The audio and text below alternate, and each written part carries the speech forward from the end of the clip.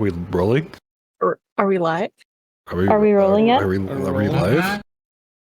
Oh, we're rolling? Oh, What? shit. Sombrero, line it up Hi, here! Ah! Oh God, he's gonna hate that.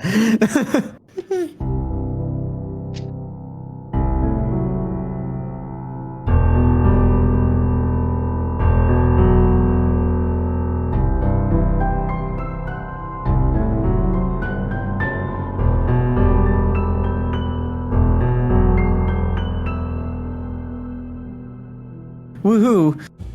Well, gang, we're back again.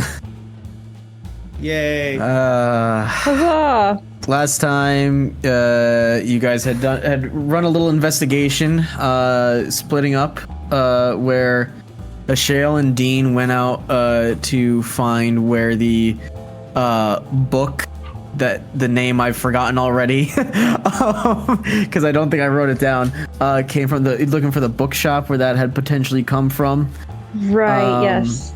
I think it was called Reality in the Night, I think is what I called it. I don't remember. It was something smuttier. No, that was the first one that we saw. That was like the Boy of Love or some bullshit. That one that we were all... Lust. The Boy of Lust, that's what it was, yeah. Sombrero, if you remember, if it was Reality in the Night, put a little thumbs up emoji somewhere for me. Thank you. Watch it be a frowny face and a thumbs down because you were wrong. Yeah, I'll be upset. Val took to the sky with Hema to get a bird's eye view, and Theodore and Robert became Indiana Joan and dog Shorthound. But Shorthound and Indiana Joan went and followed the scent trail of your quarry, who you learned whose name was Alamar Goulet. And ended up finding the trail. Ended up at some point at the school in Arginstead, to which you were turned away, and followed the trail again to find an apartment building.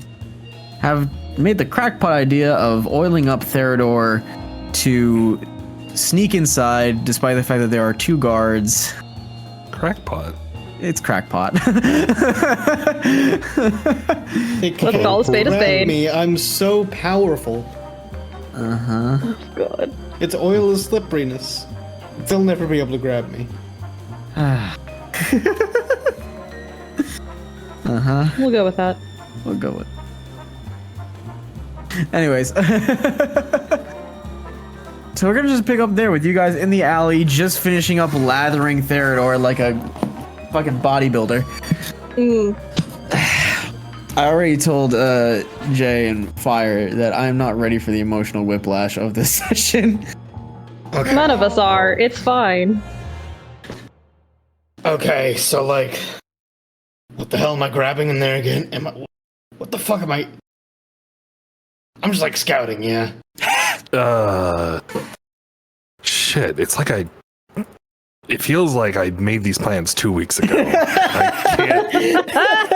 I can't remember what we were going to do in there. Yeah, it's weird. It's like we all blacked out. You know, fuck it. I'll figure it out while I'm in there. Yeah, I'm already committed. Right. Okay. Like I already have. I'm covered in oil. So like. So you're ready to go, whatever it is. Yeah. Definitely. Right. So you know what he looks like because I transformed him to him, and then I gave you back the hat, and then you transformed into him. Yes. So I look like him. Awesome. Here's the thing, which was which was what we described. Oh wait, we described this last time. I feel like.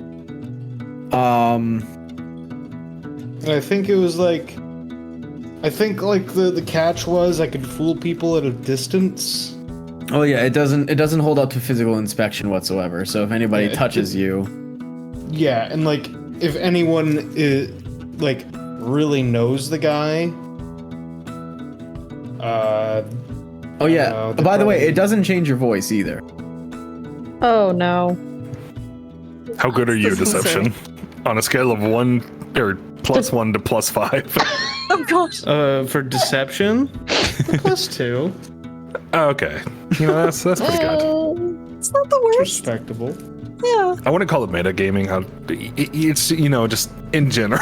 I mean, that is a totally normal and reasonable scale that I've heard all kinds of people talking all the time. A plus blank to a plus blank, right? Right. Yeah. Right. That's just a thing that happens in the society on a normal day-to-day basis and is not, what'd you call it? Meta something. Yeah, okay, I don't know what that means. What? I know, there's just God making jokes. God, he sucks. Anyway. Rock falls. No! Rocks fall, everyone dies. Alright. Val, do you have anything to add to this plan? No, I'm just here to watch it happen. Awesome. Oh no. Something tells me that Ishale would not let this happen. But I take out my lawn chair like, nah, I don't know, man. I'm watching a man get greased up and turn into another man. This is just like wrestling. Fucking Christ. All right. also, my hood was up and not looking like how it looked when the guy saw me. Okay, got it. And I'm hiding my rabbit ears and rabbit features. Understood. Cool. This is gonna be really fun. All right, Theodore. What are you doing? Well, I guess I just walk up to the door, right? I mean, I thought we were going to teleport you in. wait, but then if the guy never came back, then they'd be like, hey, when did you get back? Right? Wouldn't it be more believable if I entered in? Right, but if the guy shows up while you're inside, they'll be like, wait, didn't we just let you in? Yeah, and then they have to argue with him. Oh. Yeah, fuck me, And that's a better idea. Because I bet the guy's gonna get real loud about it, right? Right. He seems a bit stuck up and snooty. Yeah. So he'll yell at his manservant and be all pissed, and I'll have time to get to a window and you can bamf me out, right? True. And I can also cast message. Can we also make the point that this guy works at a deli? just as an aside. The people knew him, and also he has guards outside of his house. Yeah. So he can't only work at a deli, right? Yeah.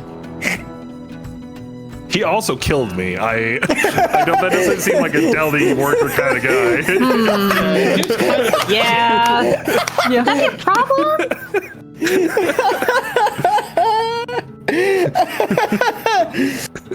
Fuck. Okay, yeah. I'm gonna go walk up and see what I can do. All right. All else fails, I bamf in the window as this guy, and the charges are on him. Yeah. And I'm going to... So his house is here. Yeah, we're right at it. Yes. So I was going to hang out over here Okay, sure. because that way I can see Theodore at the window to poof him out and also whisper at him. Yeah. Okay, so just to set the scene for you guys real quick. Now that you've moving out of the alleyway a little bit, and remember this area here is the main street. So there are plenty of people moving around, shuffling around, carts going by, people on mounts, etc. So you are pretty much blending in with the crowd as best you can. It is pretty bustling. So the alleyway, I guess if we can call it, that leads to the wall here, does lead to the mirror basin, so you can hear the waves hitting the sides of the cliff and whatnot. So if you guys are going to try and talk to each other from a distance, obviously you're using message in this case, you'd probably have to yell or try to get each other's attention or something. There's a lot of noise happening around you. But as you round the corner and head down this way, which is pretty much mostly devoid of people, there's small groups that are just kind of branching off and going in and out. You can see that the guards, I don't think I really described them, But they are basically in the same plate mail as the guards at the school / Capitol building. And they have long swords at their hips and shields attached to their arm. Question. They had, because there were the guards that were at the school, and then they had the secondary guys that I assume had like some kind of true sight because they were talking about seeing invisibility. Okay. Are any of those fuckers here? Like those the second they look like the secondary individuals. Yeah, that like second class of guard that was there. Does not seem that way. At least just based off of appearance for these guys. Okay. All right. Then yeah, I'll round the corner. Walk up. Okay. I'm gonna like be coughing like something's in my throat to really sell the my voice is a bit gravelly because okay. Yeah. And I'm gonna try and walk in like I'm not gonna try and stop. I'm gonna try and walk in like it's nothing. Okay. So yeah, just move your mini to where you want to be and all that. Just so I can keep track of where you're at. So, all right. So you round the corner, and these guys, they see you. They turn and they kind of just like adjust posture, and look at their stat. Okay.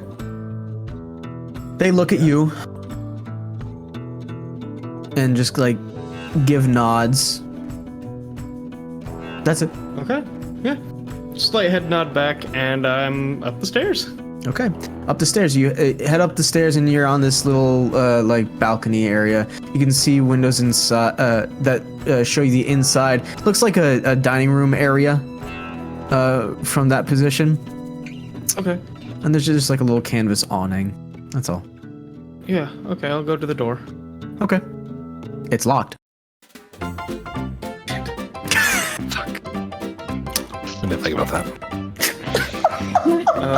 Okay. You broke the DM. Shit.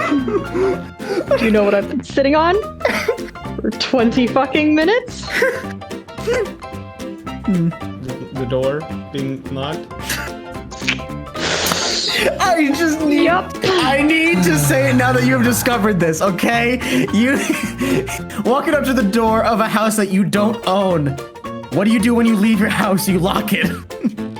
I thought There's I don't know, guards. rich people are fucking dumb and he has guards.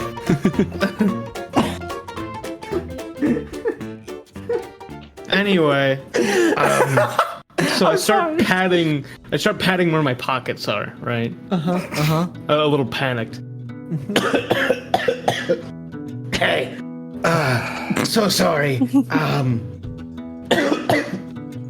I seem to have dropped my key somewhere. I'm talking at one of the guards. I understand. Yeah. I need you to roll deception. You got it. Please don't fuck me now. Oh, God. 17. Respectable. Okay. I'm just trying to compose my...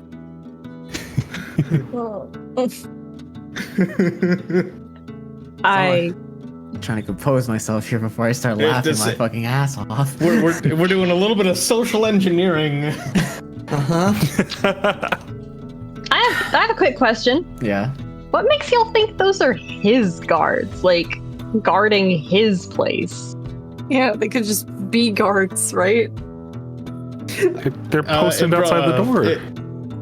I'm doing my best.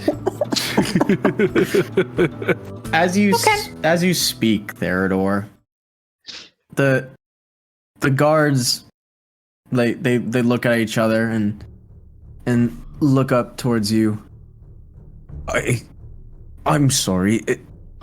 Could you say that again? And it seems as though like they didn't quite hear you. Like I said, there is quite a lot of noise happening, and you are screaming from above. So one does make their way up. Yeah. I start coughing, and I'm. You should. I think I have a cold or something. But I seem to have dropped my keys somewhere. And I'm like really trying to sell this.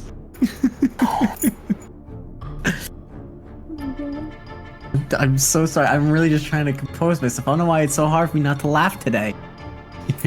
Because we're starting straight on Goof Squad. Straight on Goof Squad. The one guard like looks down at the other at the bottom of the stairs, who like kind of just like turns around. Oh god. Oh fuck. I might. I'm gonna fuck things. This other guy, like he doesn't take a step. He just kind of like he makes himself stationary, and he says, "Oh wait, where's my dice tray? My dice tray is gone. Hold on, Jay. Sorry, you deserve it. The blood golem dice are coming out." You walked up to a locked door. No.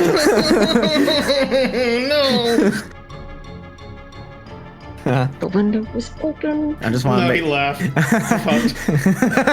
the blood golem dice returns. He laughed. I don't know if he rolled yet, but I assume rolled. he did.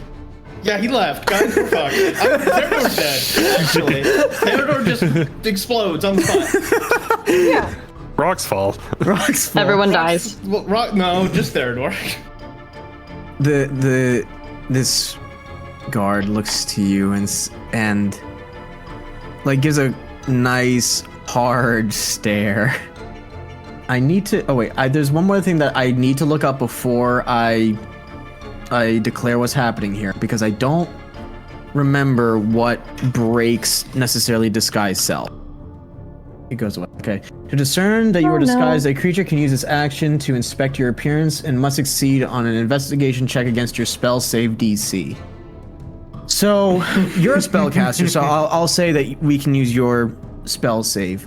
What is your spell save DC as a paladin? 13. Ooh. Ooh.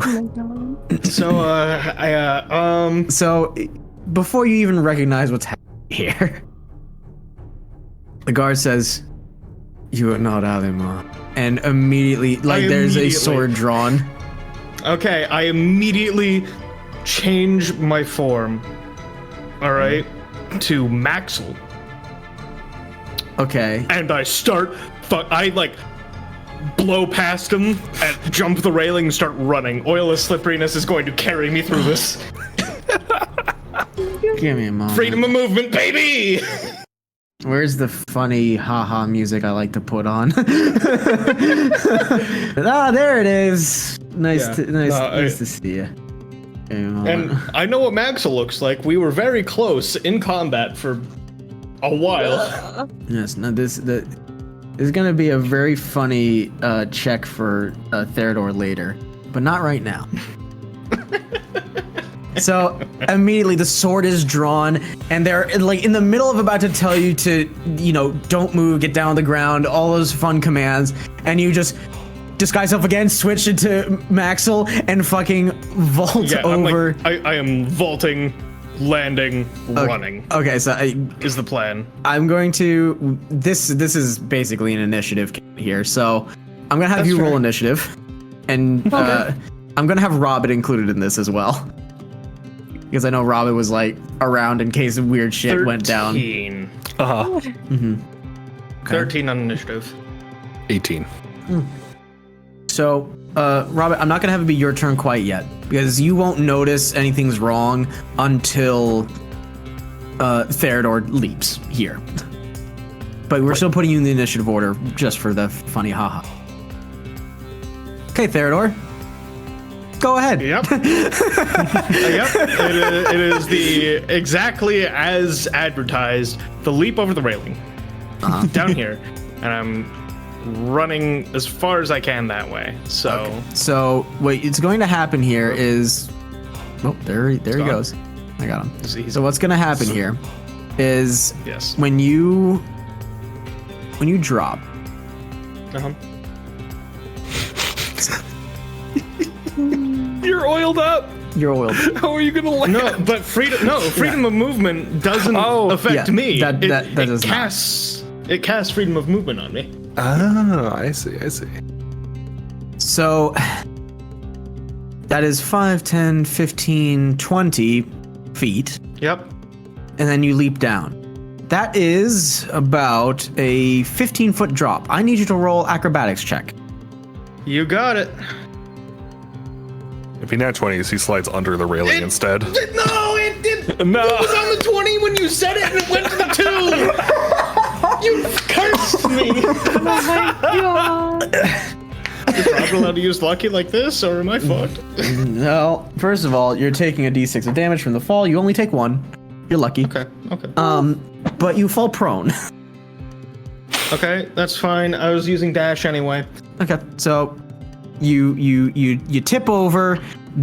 So you've moved 20 feet. How much movement would you have left from your dash? That what? So 40. So I have a speed of 30. So if I'm getting up from prone, So you that took would the be an dash. action. You took the dash action. yeah, right. So that would make you 60 feet. You ran 20. I'm not counting falling as distance. You have fallen prone. You will not need to get up. So you have 20 feet of movement left. Okay, that's fine. I will go that 20 feet, right?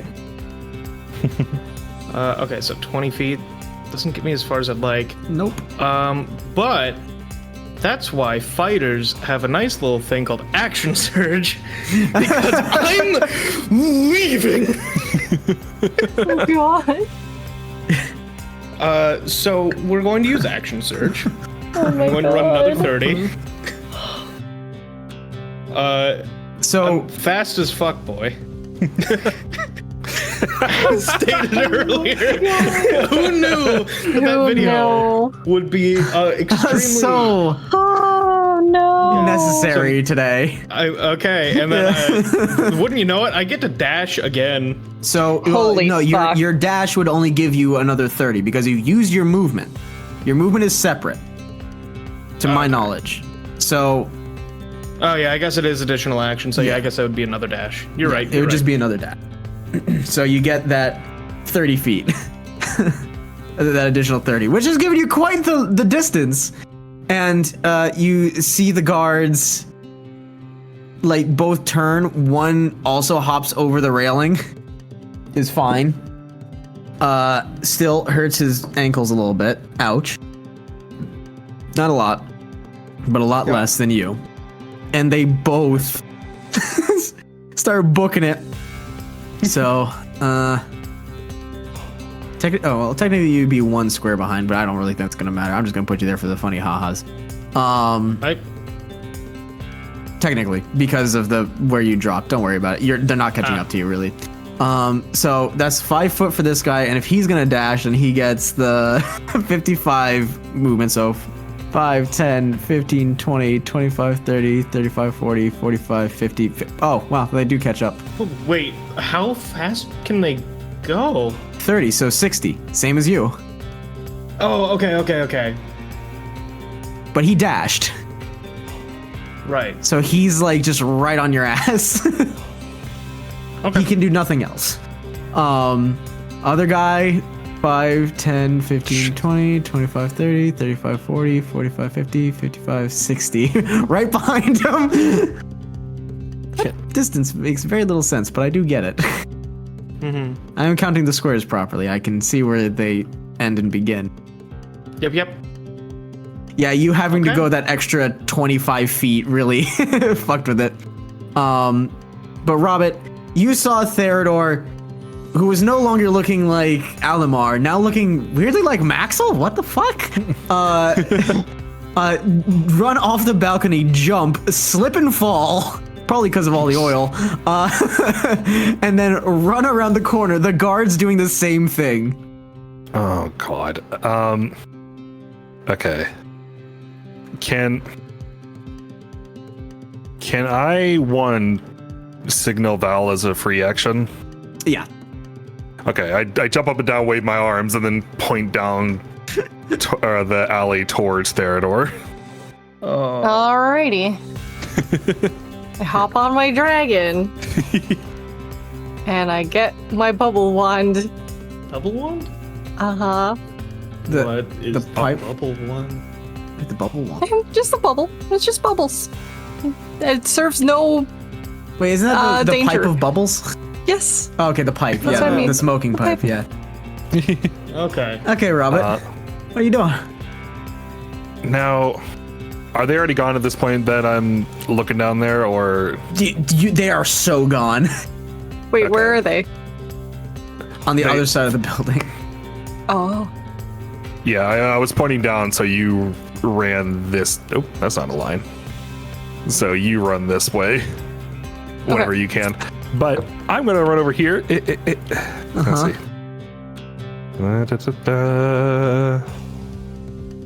5, Oh my God. 5, 10, 15, 20. 25 is right here. 25. Because you were... So you were right here. Oh, okay. So I'm saying diagonal. So like 5, 10, 15, 20, 25.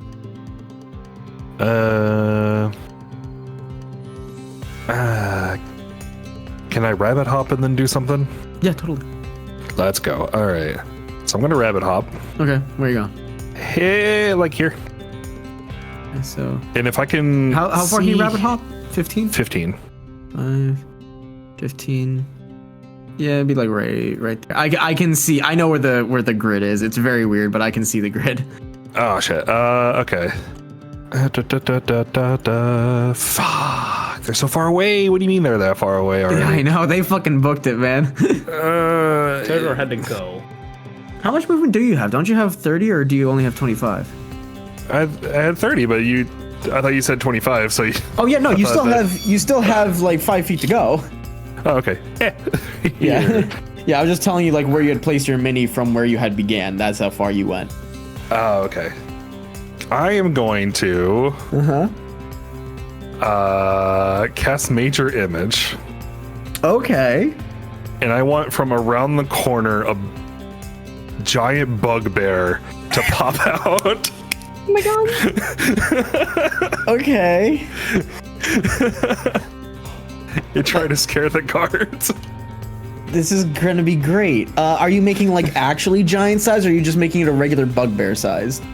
Like an 8 foot, 9 foot bugbear. So pretty tall. Okay, so Normally, so my bugbears of question is- unusual size. so my question is, what size scaling do you want it to be? Like, do you want it to be medium or large? Large is funny. I'll do large. Large is funny. Okay. Large is quite funny. And there are bugbear minis. So give me a second. Let's go. Would you like him to have a mace or a shield? Oh, mace, of course. All right. Well, let's just... Oh god, he's horrifying. Let's also just increase the size real quick. That's not alarming at all. That's not going to cause a panic in a public location. Big boy. Oh my god. All right, Robert. So that is your action, your movement. Do you have a bonus action that you want to do?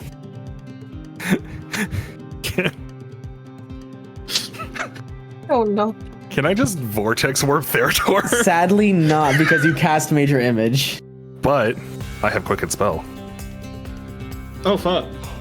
Oh. So okay, so with this is general rule of the D&D. If you cast a spell of first level or higher, you cannot cast another spell of first level or higher in that same turn, even if it is a bonus action. It would have to be a cantrip.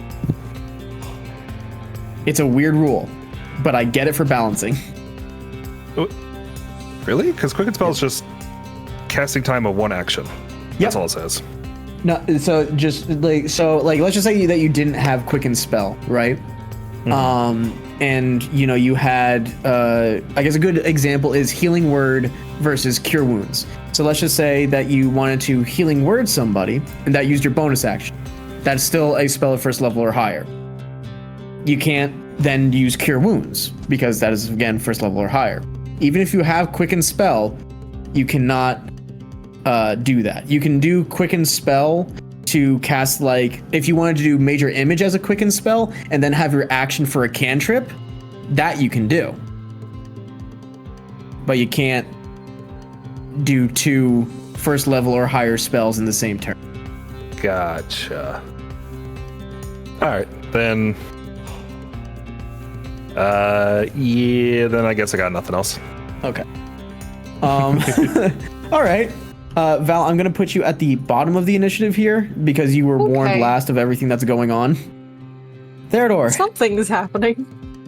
Well, it is time to run. Hold on, time out. I'm going to, because Theodore, Rob had specified that this thing would be coming around the corner. So I'm just going to have it like kind of poking out a little bit. And so you just see this bugbear, like this giant bugbear, the biggest bugbear you ever done seen, fucking walk around this corner. Opportunity. I need you. Could this not be communicated to me? And oh god, no, this would not be communicated to you whatsoever that this was an illusory bugbear.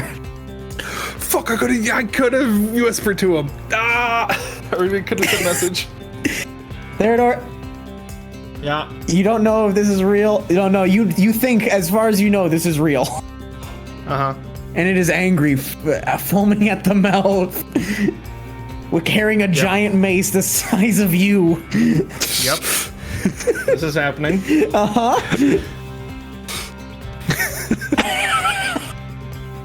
Oh my god. Make a charisma saving throw for me. Okay. I just don't know what to do here. Another fucking 2 on the die. Give me a moment. Can you do some fate, Spider, please? No, you are so out of the range. Because I'm pretty sure that has a range.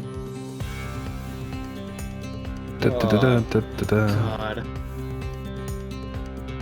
If only we thought of things. Now here's where it's even funnier.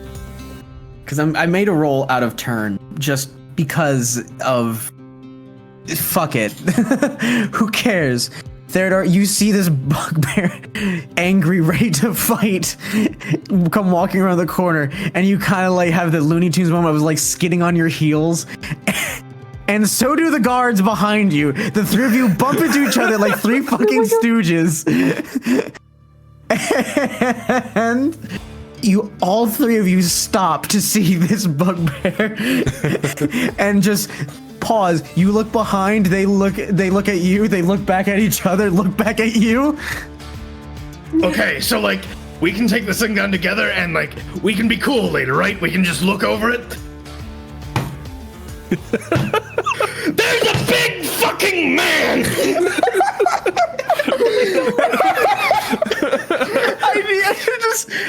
This is how it's gonna go, because technically you're gonna be under the frightened condition for this, okay? So frightened means you can't get closer to your quarry. Yep. So these guys hear you say that, look at each other, and fucking leave. Oh, they don't want any part of this. And but here's the thing: you don't want to get closer to this thing either. Yeah, I know. I'm yelling out of contempt. Yeah. I'm gonna say, because this is really funny. There are some versions of Frightened where you have to run away from your source of the fear. Uh-huh. I'm making it this one. Okay, fair.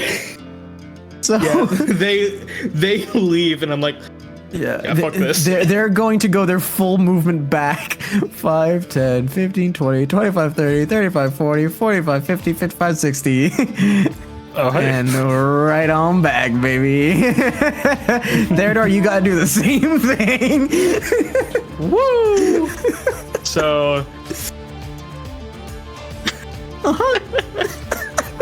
Cool.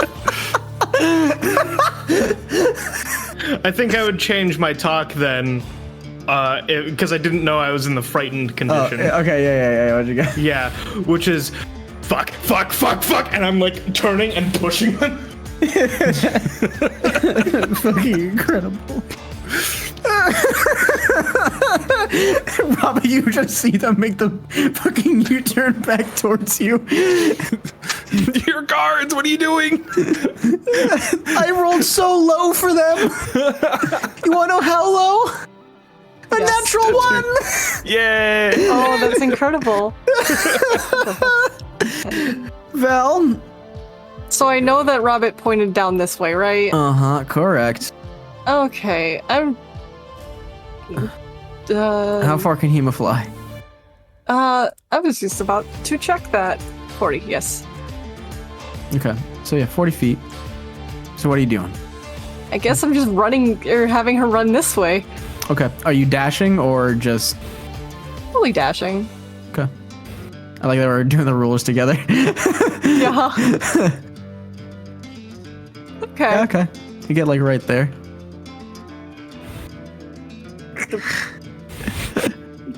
Okay, oh, whoops.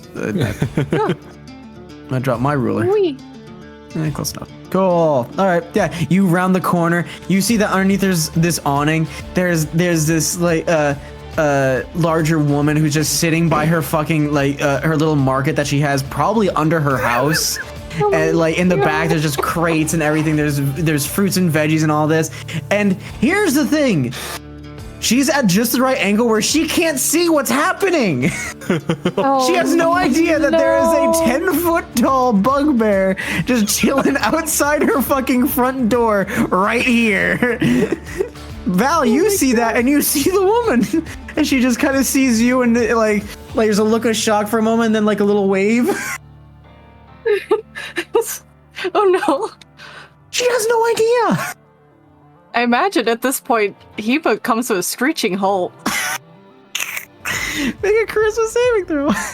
Oh no. Oh god. Wouldn't you know it? 21. 21. Also make an investigation check while you're at it. Okay, you got it. Thanks, man. -1 to that. 6. You think that this is a real bugbear, but their back is to you, so they don't look very frightening. You're just like, oh, that's a big fella. That's a big man. That's a big man. That's all you see. Okay. Wonderful. Oh god. Oh, I love Dungeons and Dragons. Robert, it's your turn again, bud. Jesus. Okay. You see the combo? Okay. So I'm gonna just run this way, Okay. and I'm small, right? Uh-huh. Yeah, you're Just small. okay. I want to hop on Theodor's back, Uh-huh.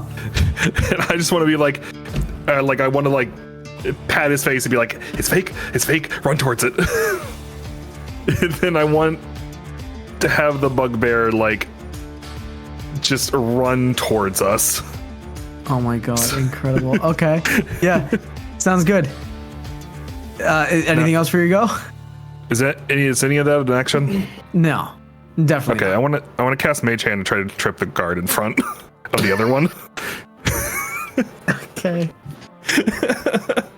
Sure, yeah. I'll have it be an athletics versus you make just a spell attack, I guess we'll call it. Spell attack. Or actually, I'm sorry, not a spell attack. It would just be a d20 plus your spell casting modifier, so your charisma. So that'd be plus 5. Okay. For you. Mod 20. Mod 20. They rolled a 16. Yay. All right, yeah. You cast Mage Hand, you grab the ankle of the one, and they topple forward. Yeah, Specifically that guy. this one, so the other guy falls on top of it. Yeah. Incredible. All right. So that's your go, Robert, unless you want to do something as a bonus action with Quicken Spell. No, I think that's it. Okay, cool. Except Bugbear is probably moving at this point. Yeah, because it's running towards us now. Yeah. Mage Hand isn't concentration, is it? No, I don't think so. Just making sure. All right, Theodore. Cool. You have Robin hop on your back and like pat your face, and you are told that is simply an illusion, and the knowledge of it being fake is enough. Okay. In that case, I wheel around. Oh, I don't want to draw out a weapon that's really identifiable. Both are. Both glow. No, I have the spear still. Oh my god, you have the one spear. So I pull out this one unassuming spear that I've thrown at something once, and I begin charging at the bugbear. And, this is like this is basically I'm putting on a show. Okay, so you will be at half movement because Robert is on your back, but that's about it. Okay, yeah, but I'm dashing because all I'm doing is drawing a weapon and running at it. Yeah. Half moving even though I'm small? Yeah, I know. Dang. You'd have to be tiny to have no inhibited movement.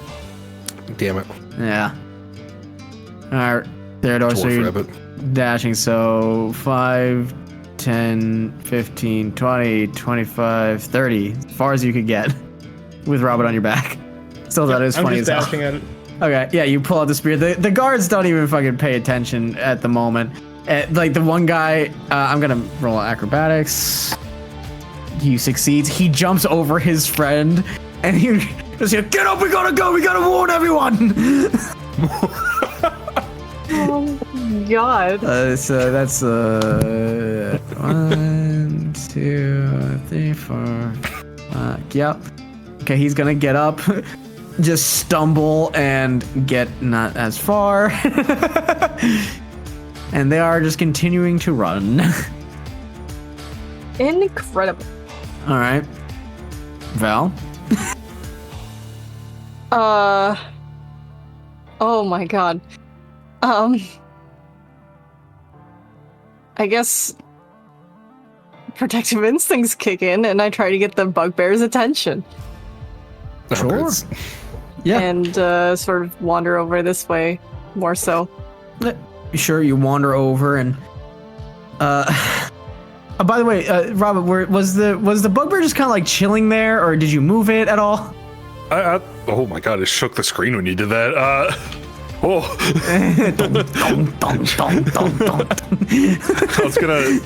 I was having him run towards me and Theodore. Okay. Yeah, he turns around. We'll just say it doesn't go very far because I think it's like a bonus action or something to do it. But yeah, here you go. He gets like right there, like running towards you guys. Val, you see the bugbear starting to move, and like I'll even just say, just for the funny ha's, like you get a little bit further, and you can see around the corner. You see Robin on Theodore's back, Theodore with a spear out, charging this bugbear. That you are still under the full belief that it is real. Oh my God. Ends my turn, I suppose. Oh, yeah. You have an action and a bonus action. I do. Shoot it with an arrow, hits Theodore's. That's exactly what I was thinking, man.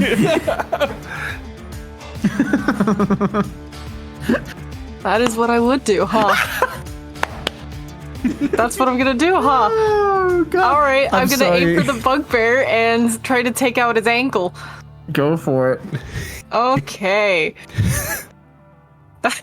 That's a 26. Granted, if she's aiming for like the back or the upper back of the bugbear, like it'll go over me, right? Listen. I'm aiming for its ankle. She would try to make it trip or something on its way to you. Because this is really funny to me. I mean, this is really funny to me. I'm going to roll percentile. Okay. Okay. I rolled damage. just There's because going of- to be a for 10. funsies. No, I'm going to say that there's just going to be a 15% chance Uh-huh. that it hits Theodore.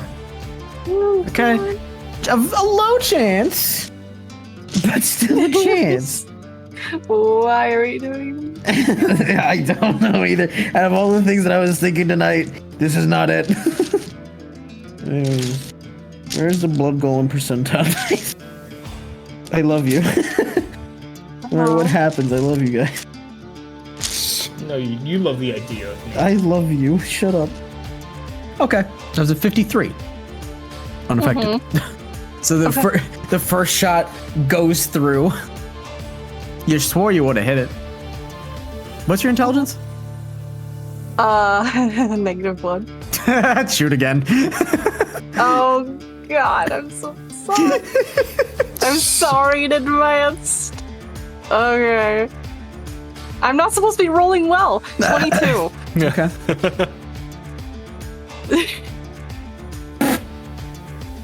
I rolled a 13. Oh my God. This one hits there. All right. Do you want me to roll for damage? Yeah. All right. 4 plus. Where's my 8? Oh yeah. Also got to toss in that additional poison damage the bow does, which is an 8. Oh my god. So that's a thing, and the other one is poison damage. So there you go, Theodore. 16 points of damage. Oh my god. This one's gonna sting, buddy. I love this game. Okay. So do you take the first shot goes through Theodore, Robert, you guys see Val at the other end, and you're like, oh, thank God, Val. Val draws her bow, and then you both say, oh no, Val. One arrow flies right past you guys, narrowly avoiding. Robert and Theodore, you two look back at each other as Theodore continues to run forward. Val, you aim to try to hit like the back of the shin of this bugbear. It goes through, bounces off the pavement, bounces up and hits Theodore in the thigh. And at the sound of the arrow thunking against Theodore, Robin and Theodore, you both look down to see the arrow in his leg. Hey, you ever feel like you're suddenly gonna vomit? Yeah, I have a bunch of poison in me. Val, it is at that moment that you realize that both of those shots definitely should have hit.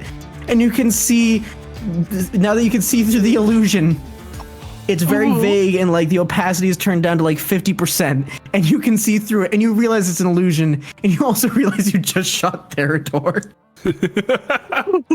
No.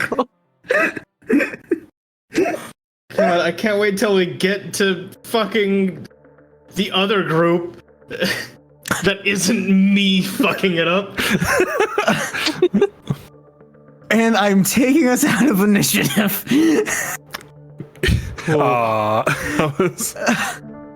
Theodore, at this point, continues to run. I get the Just to hint get around now. the corner. Get around Get the corner. the hint now. Puts away the spear, hands on knees. I Pulls out the arrow. I go up to him, just put a hand where the thing was, and just give him some health. Feel real bad about that one. Here you go, buddy. Here's 8 health back. That's half of what I took from you. Poison's out of your system now. Okay. There's 8 health. That's half. Oh shit. I owe you half. I make the bugbear disappear before he rounds the corner. Yeah, the bugbear, like, as it's running, just and before like anybody else sees it. But meanwhile, you guys can hear like screaming, and you guys can hear like a bell nearby being rung. Yeah, Theodore points to Robin, change your outfit, and he changes back into Theodore instead of Maxwell. So I'm guessing it didn't go well. Oh, really? Really? So what happened? Well, did you get inside? So the door was locked. We didn't think about that part. And they then immediately saw through my disguise and tried to grab me. Well, no, they didn't even try to grab me. They just pulled swords. Fuck. Right. Locks. Yeah. Oh my god. So we don't tell a Shale about that one, yeah? All right, we're gonna cut away for a moment. A Shale and Dean walking down the street, on their way to the meetup point. For some wild reason, I have the start of a migraine, and I cannot fathom why. We're gonna say that by like the time that you guys walk to like the meeting point, like that's when all this planning was gonna happen for the excursion inside, and the entire illusion bugbear thing and Thera getting shot literally only took about 15 to 20 seconds. Yeah. So by the time that you guys get to the meeting spot and you feel that migraine, all of a sudden you're starting to hear like bells being chimed. Dean looks What idiots would do something? Oh God, it's my fucking idiots. Dean pulling out his leftover Reuben. What do you mean? How do you know that's them? Because, and if I ever lose them, all I have to do is follow the sounds of chaos, and I'll inevitably end up with them again. Okay, I'm trusting you. You guys start heading your way towards the sounds of chaos. A Shale takes a very deep breath and starts heading that way. And I actually, do I have it prepared? I don't know that I do. I don't think I've got a message prepared, so I can't do that. Oh, yep, nope, I don't. So I'm just gonna start heading that way and hope for the best. All right, cool. Sounds good. Back to the other group for a moment. Theodore, I need you to roll an Arcana check. Okay. Sure. This is that check that I told you would be funny for you later.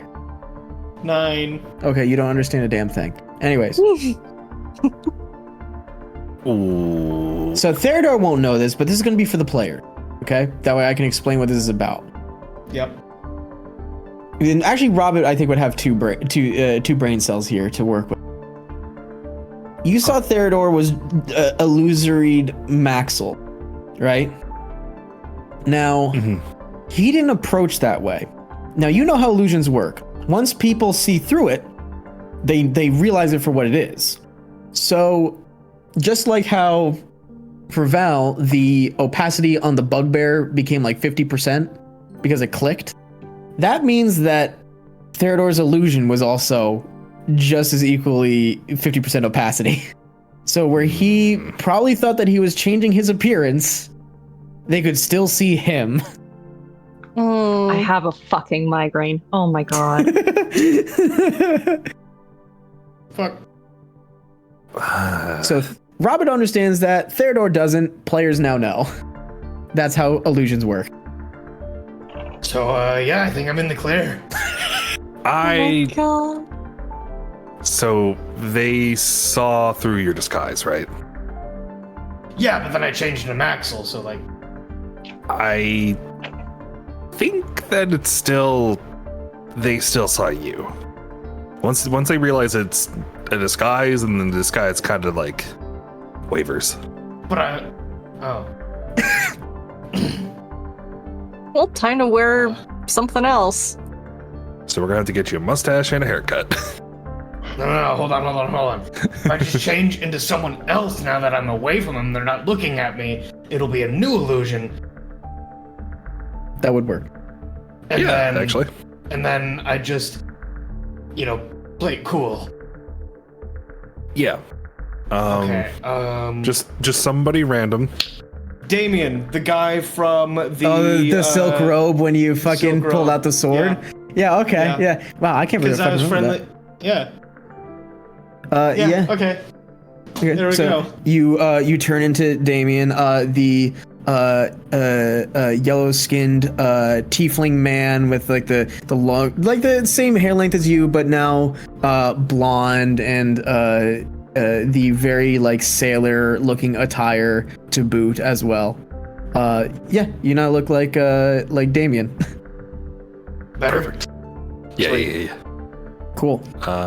You guys are hearing the bells getting louder, and like there is some yelling. We should go find a Shale before she finds us, because at least we can explain ourselves. Yeah. Do we want to like get our story straight? Do we want to? Are we lying? I think we come clean, because if she catches us lying, she's gonna be angrier. She'll know. But I cannot. I don't want another lecture. You're gonna get a lecture no matter what, always because she will knows. find out, and you know that, Robert. Yeah. She always knows. My deception of +8 means nothing. Have you seen that woman? She sees everything. I don't know how she does it. I don't fucking know how she does it. She sees everything. Terrifying, really. Isn't she a mother? That's why she sees everything. Oh. Yeah, it makes sense. So what is your group doing? Where are you guys going? What debauchery are you getting up to now? We are.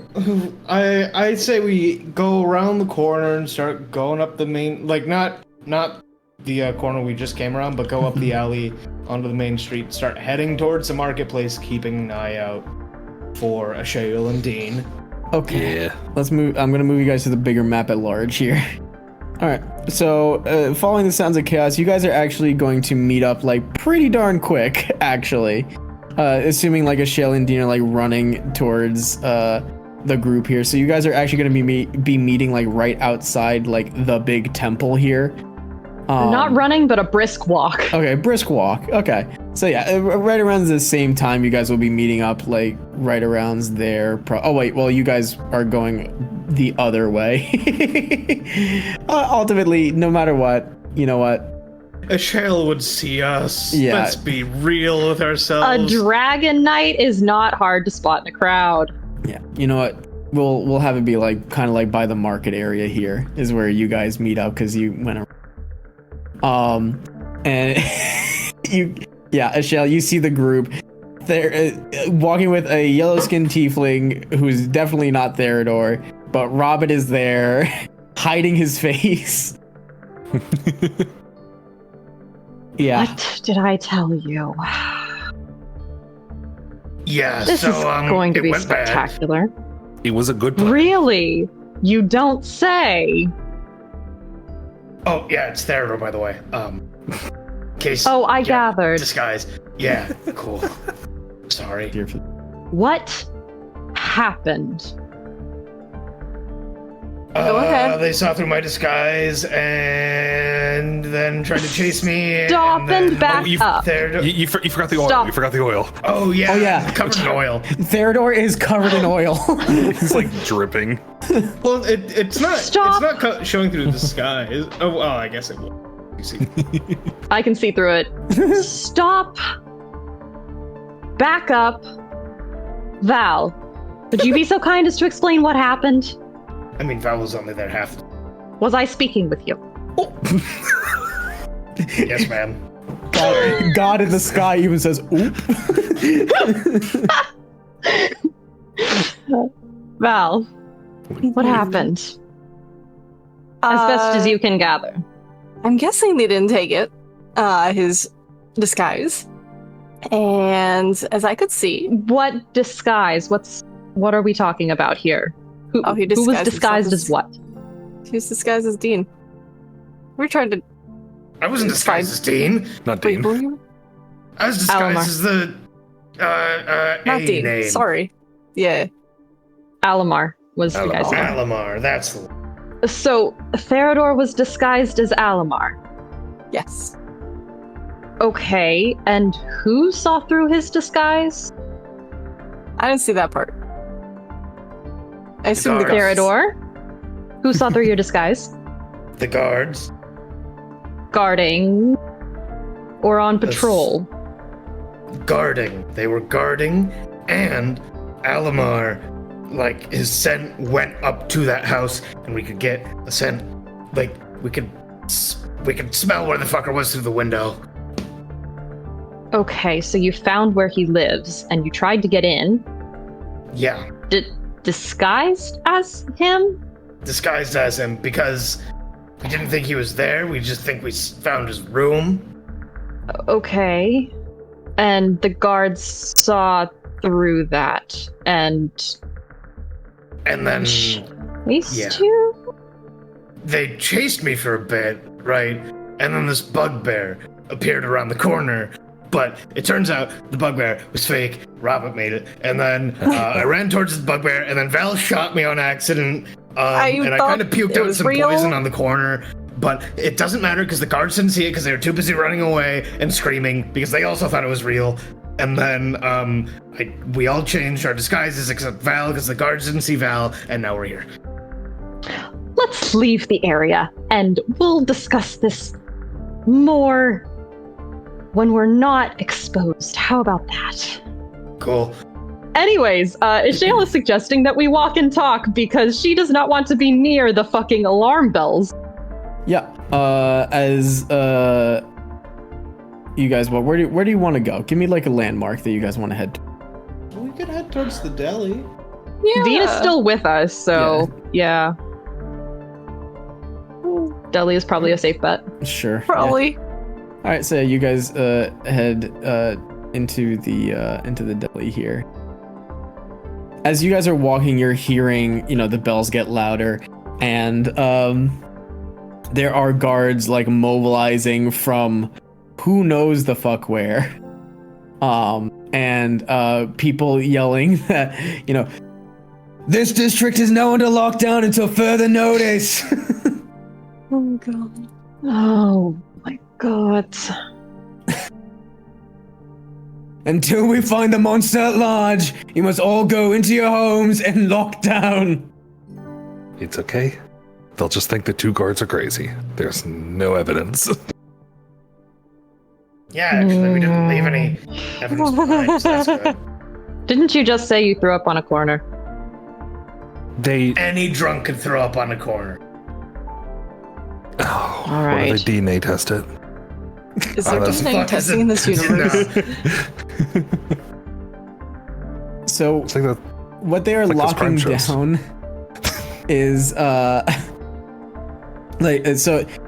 guards are trying to actually clear out the deli, and you guys see Aiden and he's looking at you guys, and as guards are trying to tell you to get away from the deli, Aiden steps out. No, they are supposed to be here with me. Don't just let them come in. They will remain in here. Come on. Let's go. Get away from Inside this. Get quickly. rid of the swords. Come on. Yep. And you guys are let inside the deli. And the door locks and everything. And I'll actually, can I open the door for you guys? Here, you move your minis inside. Go ahead, go crazy. So Dean sits down on the counter. And when the door closes behind you guys, you can hear a bunch of people yelling and screaming outside, not in panic, but more just trying to talk over each other. And Aiden says, okay, so I'm going to make 2 guesses. It's either there's actually a problem that isn't your fault, or this is all entirely your fault. Now, Which one would you hedge your besses? But okay, it's not a problem. okay. Does that make sense? You say it is not a problem, but I look outside and I don't know. Hold on, give me a moment. He walks over to a window. Yep, no, that looks like a fucking problem. Okay. But here's the thing. No one's hurt. 0. The only person who got hurt was me. And it's Okay. minor. It's really minor. Okay. Robert made a fake monster that people thought was real because I kind of got caught trying to sneak into a place. Oh, Mama Marinara. It's fine. Only 2 guards saw the monster. Nobody else. Okay, and did they see you? Oh, your No. silence tells me everything. Okay. Yes. Okay. Same, yeah. Technically, I saw him, but I was the thing of focus, and he was disguised in a different disguise. So Dean's starting to laugh in his hands, just. Shale has the look of. Sorry, go ahead. Oh no, go ahead. Shale just has a look of she's stretching out her jaw, the face where you're moving your jaw side to side, just oh my god, you're fucking kidding me. okay, seriously, I mean, they're gonna remember the bugbear. They're not gonna remember me. And Dean speaks And up. also, I'm a different person now. Call me Damien. Okay, Damien. Yep. And Aiden like does a little like shoulder thing with like the head bob but with furrowed brows. Like, you're not making him feel any better. Dean speaks up. You're making a lot of assumptions, buddy, that they aren't going to remember you. Let me I don't remember Damien because he wasn't there. Okay, that's great and all, but so, and we're just assuming that there was like some walking and talking and the full story was given. You tried to break into a guy's house whose house those guards were guarding, who, the way that you described them, look like the same people that guard the school that is also the Capitol building. Yeah, pretty much. Okay, does that not scream somebody of importance to you? Oh, it totally does, but we wanted to find, well, more stuff out, and we figured his house would be a good idea. Like, if I could get past them, then I would be able to, learn a little bit more. Okay. It just went horribly wrong in the worst way. He's just a deli worker. Why does he have guards? Excellent question. I don't know. I don't know his life. Where are your background checks? I don't do a background check. I'm not shifting blame. I'm just really confused. I run a deli that sells magical sandwiches and magical ice cream. What do you want from me? Actually, both of those sound really lovely right now. Okay, I'll go grab some ice cream. Fuck. Thank you. I love you. Shut up. I tried. Oh, God, Jesus Christ. So Dean is laughing. Dean's laughing his ass off at the same time, but he's also like, okay. You're on the right path, but it's good flavor, bad shape. That's all I'm gonna say. So that's like a one way C. to put it. No, that's a D. That's a D minus. Still passing.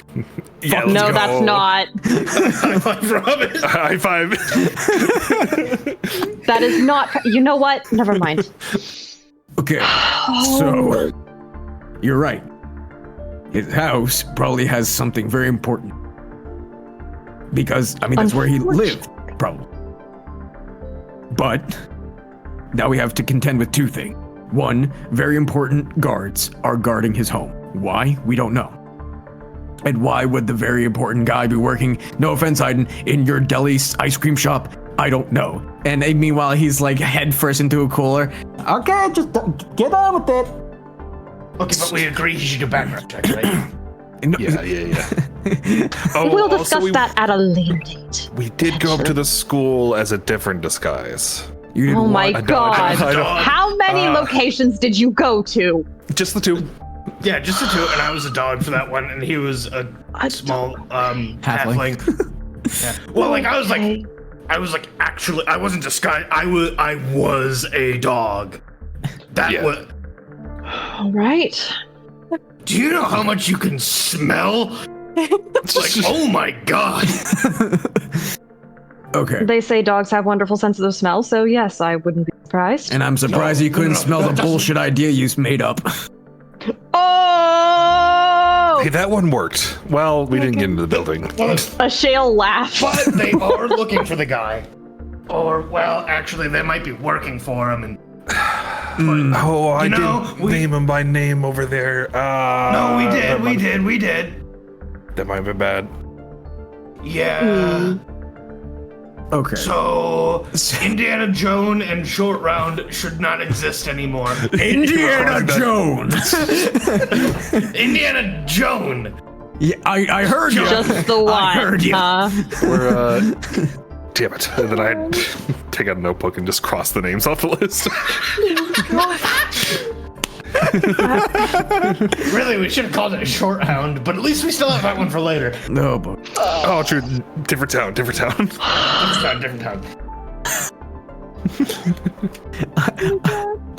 I didn't. It's still like he stops. You guys hear like the fucking scoop like hit the counter, and his elbows are on the counter, and his face is in his hands, and I thought we were bad. Huh? Don't worry about it. Anyways, keep going. Goes back What to do you mean scooping by- ice cream. I love you. Dean speaks up again. Well, we should get into his house. Now there's going to Okay, be... so Unfortunately, So that's the difficult. district is on lockdown. Right. The difficulty number one is important guy being guarded by important guards. Number two is that it's in lockdown. But But that does give us an opportunity. Because let's make a big assumption yeah. that he wasn't home when these two chuckleheads tried to do their thing. Because you said that you thought that he wasn't home, right? Yeah, he was at Yeah. the school. Okay. So then if that district is in lockdown, then he's not going into that house anytime soon. So all that we gotta worry about then is maybe sneaking past the guards and getting in there. And then maybe, now call me crazy, call me really fucking crazy. When the lockdown is lifted, and hopefully if the guards don't know that we're in there, we can be waiting for him when he comes back. All of us. Ashale has opened her spell book and is checking something in her book. Okay. How do we get it? I don't know. I mean, anyone good at picking locks? Hell no. Ashale has not looked up from her spell book, but she says, I do happen to have fly prepared. Oh. Is that gonna... Oh wait, you could just ferry us up. I have, and she slams the book closed, exactly 3 spell slots with which to cast fly, but if we can get one person in somehow, I'm sure that there is some magical, mystical way we could get the rest in. I mean, you a could person unlock the door. fly- Yeah, person fly could just either unlock the door, or Oh, you mean doors have locks on them? okay, listen, now is not the time. Or the person with fly could just ferry people in without messing the door at all. 6 of one, half dozen of the other. Dean's gonna get off the countertop and look through like the far window that's like facing that district. He's thinking while you guys discuss. Yeah, do you know how to pick a lock? Nope, I know how to kick him down, not pick him. I'm not talking to you, I'm talking to Aiden. Oh, Aiden, sorry. I thought you said Dean. Whoopsies. I'm over in the distance. Aiden, I'm not doing anything about this, okay? Like, listen, you came Yeah, to me okay, for that's help. fair. You came to me for help for something very specific. And I did it by the grace of my brother, okay? This No, that, is going to, if I was to help you more than I am helping you now, and he starts like setting down the ice cream on the counter, it is going to be literally shitting where I eat. Literally. So okay, no, that's fair. That's fair. I was only asking. You do not have to do anything more for us ever. Trust me. okay. As I it was is, only asking to see if you were up for it. Nope. That's as fair. it is, we're already risking quite a lot with Aiden associating with us. I like my shop. Don't ruin it for me. We'll do our best, but, well, unfortunately, sometimes things are beyond our control or outside the realms of our thinking capacity, so... Well, if the guards come in, I just, kind of walk out behind them. Alright, well, we know where the damn place is. So, Who's how are we getting there? by the way, in the middle of this, is anybody eating their ice cream? Yes, please. Yes. Okay. I'll pick Like at mine. Theodora's idly scooped up the bowl and taken a bite without thinking. All right, let's get the fucking wild magic table out. Oh, Okay. So who wants to be first here? I'll do it. All right, Theodore. That is 60. All right, you know what? This one's nice to you. You feel bolstered. During the next hour, you may reroll any one save, attack roll, or skill check. If you do, you must take the new roll's result. Oh, okay, so I just get a point of lucky for an hour. You get a point of lucky for an hour. You feel bolstered. God, I needed that earlier. Like everybody else can see like a little glint in like Theodore's eyes. I know that, Glenn. Alarming. I have 3 a day. So as you guys are taking turns eating your ice cream, they're just going to be interrupted by the wild magic surge every so often. But Dean pipes in. Okay, how long does that fly last? fly. Ashale will open her spellbook again and leaf through the pages. Relies on my concentration, but up to 10 minutes. Okay, and how many people can you cast that on? Depends. At 3rd level, I would be able to do only 1, but I do have a single 4th level spell slot that I could use, and that would allow me to lift 2 people. All right, Val, how many people can he handle? Probably 2.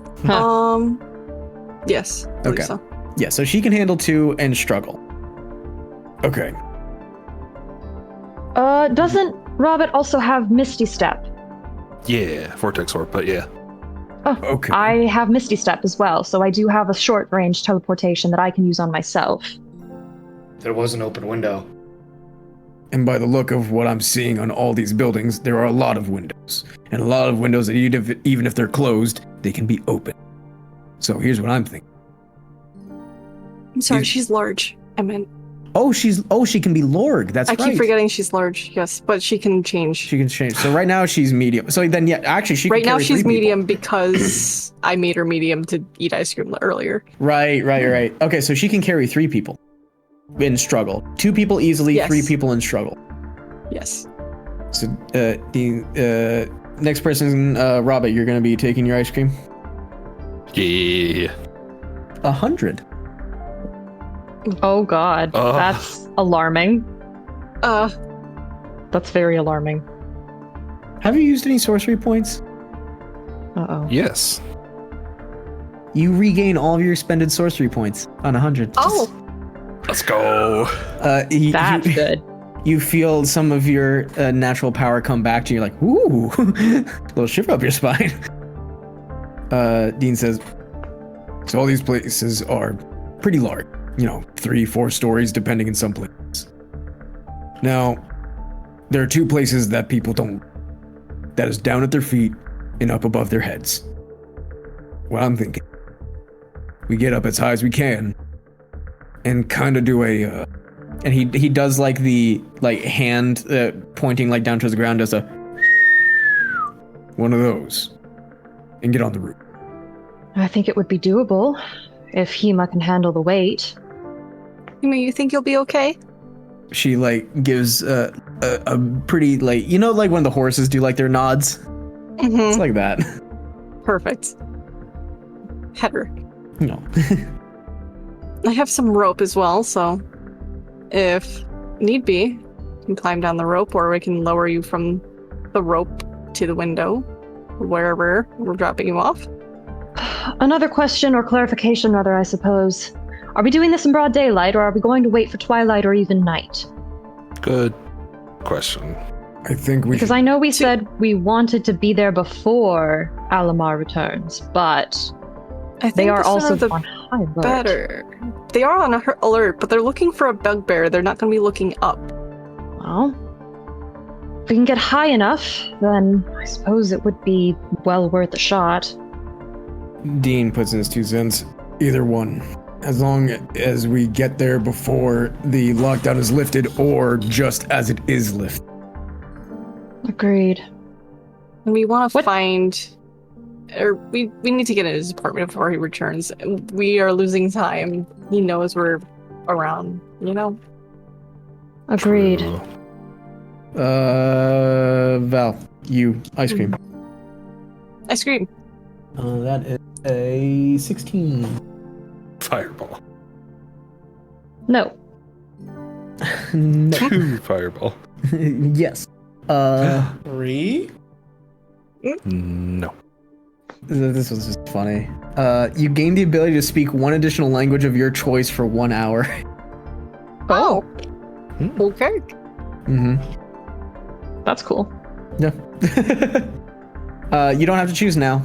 I'll say that's pretty circumstantial. Mhm. You just kind of feel like your tongue feels a little weird. Strange. It feels fuzzy.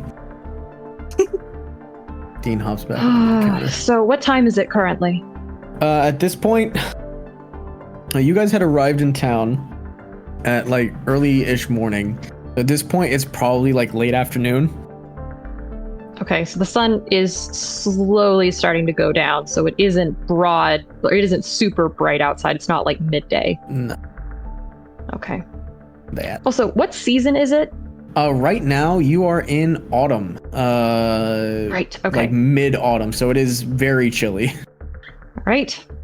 Flying will give me a head cold. Good to know. I suppose we should look at departing sooner rather than later. Yes, I agree. All right. Well, I'm gonna finish my ice cream. Dean, Of course. 64. This was great.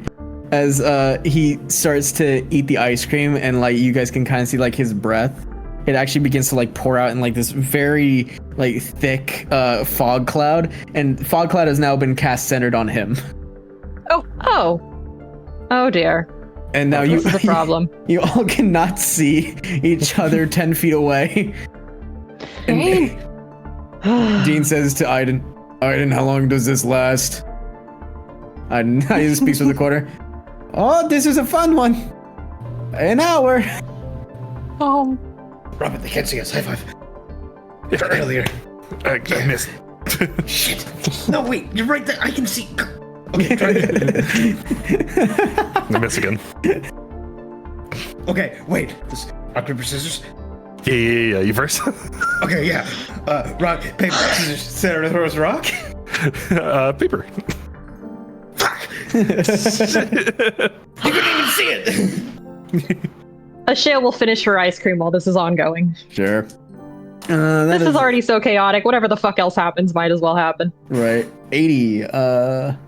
Oh, this is a cute one. I've seen this one before. I like this one. The illusory butterflies and flower petals like flutter in the air around you for 10 feet for the next minute. Oh, that's cute. Yeah. Of course, no one can see it because I'm standing in a fog cloud, but you know, You the can thought see that it. counts. Yeah. They kind of like they're like little fairy light kind of brightness around you. Oh, I'll feel very pretty for a moment. Oh. And then realize, all right, well, now we got to go confront some dude that killed my friend, and very quickly is back to serious. All right, so are we departing then? In post-haste? Sounds good. All right. We should probably go out the back door. Gonna throw that one out there. Yeah. Especially since lockdown. Exactly. Are there any guards in the area that we can see if we stick our head outside? So the big map is not to scale whatsoever. So there's a lot more like, distance and what have you between what's happening here. Though it is pretty darn close to scale. You guys would be able to, well, you would know at least that there is the school guards that are out and about. Poking your head through the windows, you guys can kind of see that, I'm just going to give you like a little to what parts have been locked down. And, it's mostly this side district. Everything within this line All right, has been that's locked. fair. So there are like lines of guards, and they seem to have gotten like carts to use as barricades and what have you. And just so I'm clear, this is the area, Correct. right where. Okay. That is the one. Okay. All right. So you guys head out the back door. You kind of have to close the door real quick so the fog cloud doesn't keep emitting outwards. It just looks like somebody left the freezer open. Someone set off a fucking dry ice bomb, and now he's got to deal with this shit. Aiden says, "Okay, good luck wherever you are. Can't see you, but good luck, and I'll stay at the shop tonight. I think." Smart. All right. Who's going on Hema? who would like to? I can't innately fly or teleport. Okay. So True. Val, Theodore, Dean probably will say, "I can't do any fancy stuff like that either." So Well, if I can cast fly on 2 people, myself included, then I can take someone. Well, yeah, but you could also save the 4th level spell slot. All right, that's fair. Because, like, what if shit gets whack? So here's the thing. If there are 3 of you, the Val, Dean, and Theodore on Hema, that's a 3-person capacity. Shale could cast Fly on herself, but that leaves Robin. Mm-hmm. Yeah, I could like just. Oh shit! The whole place is locked down, ain't it? Mm-hmm. I was gonna like Misty or Vortex Warp into the window, but Okay, but like, could a Shale carry him, or could he like piggyback? Yeah, no, for sure. Robin of all people is the probably easiest to be carried. So even with a Shale strength, yeah, that's possible. I'll allow that. Oh, thank God. Oh, yeah. All right. So I'm only going to be casting 3rd level Fly. Okay, Cool. got it. Sounds good. Alrighty, piggyback. piggyback. Please try not to choke me.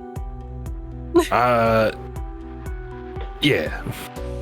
All right. Sus, but all right. Anyways. So you guys head out the back. Hema size transforms into her large form, now the size of a horse, if not bigger.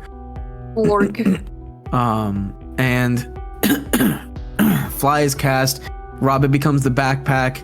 Everybody is carried onto Hema, and you guys are off. Now, most people, even the guards, are going to see your initial takeoff.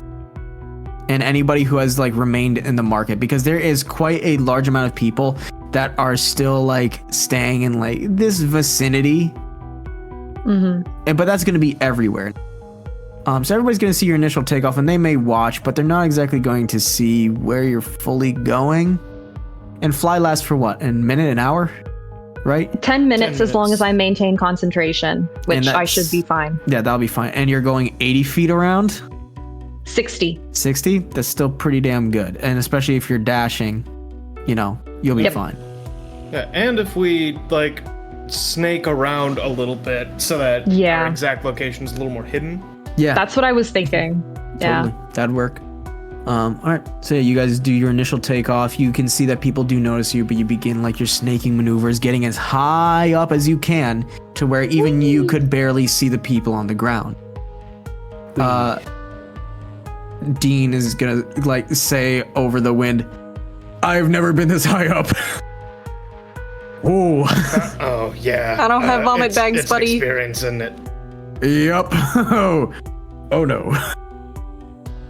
Oh, the kids aren't gonna believe this. I pull out one of the sacks I have. Yeah, if you need to throw up, I guess I have this. I think I'm good. I think I've been through worse, but this is just who I still feel in my ass. Ooh. All right, so I'm going to have everybody roll stealth.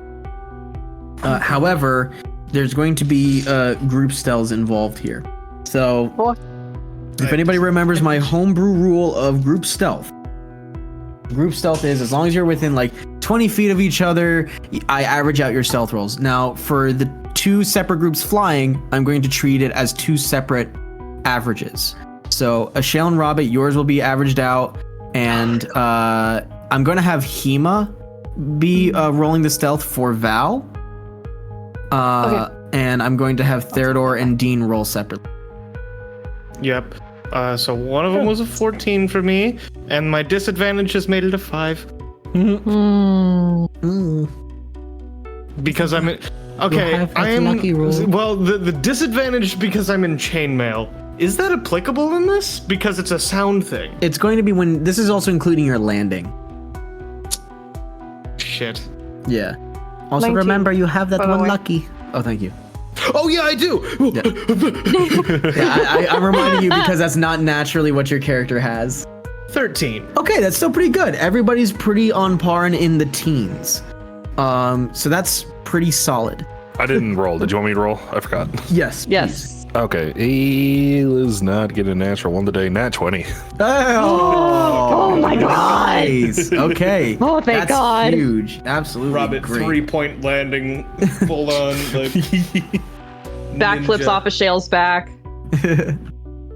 For your guys, your landings, you're flying around. Since this was the epicenter of the problem. Oh God, it was, wasn't it? Yeah, I did have concerns about coming back here when it was the literal fucking epicenter of the problem, but 500 guards. There is no Place over? small amount currently, but most of them seem to be, as you guys are looking above, seem to be trying to do the lock-in. And the specialty guards, is what we'll call them, are the ones that you're seeing that seem to be like patrolling right now. Most of the guards you see seem to be walking in pairs. But as you are flying above and around, you do see that there is one opening that you may not be seen. And I'm going to say that for safety's sake and for what you guys think is comfortable, it's going to be really interesting, but the best option that you guys see is actually landing on this building. Because landing on the actual problem is probably going to cause some issue. However, I will say with Robit's natural 20, Robit sees an opportunity. Robit sees a chance to actually jump off of his shale and land on the flatter portions of the roof here and be extremely quiet. Yeah. So let me give you guys your minis, and I'll just say like your landings are totally fine. Like even like Hema like shrinks down to size to land better and quieter on the roofs, as you know she glides instead of flapping her wings. But you guys seem to have gotten on pretty stealthily and have narrowly avoided most of the guards' views right now. You guys can see where all of them potentially are, I think, when I put down your minis. All right. That is where you guys have landed.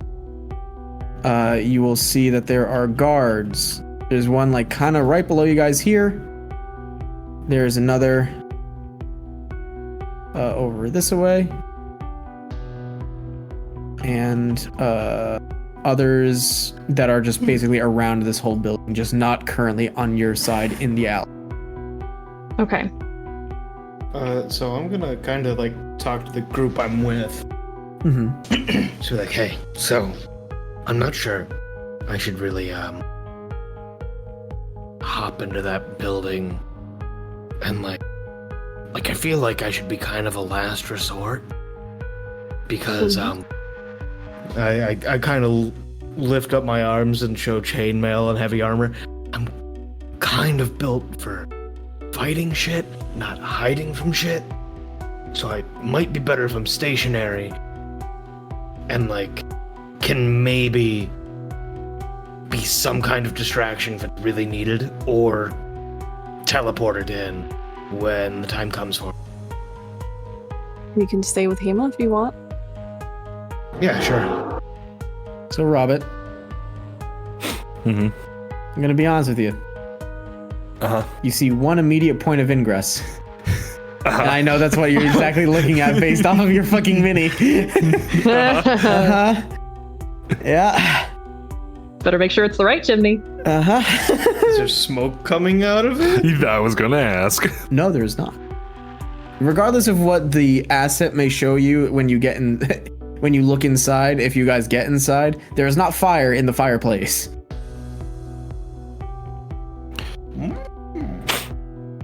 Santa Claus.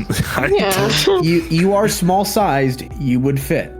This is literally, think of it like the children that were sent as chimney sweeps. That is you.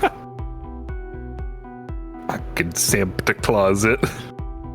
Totally good.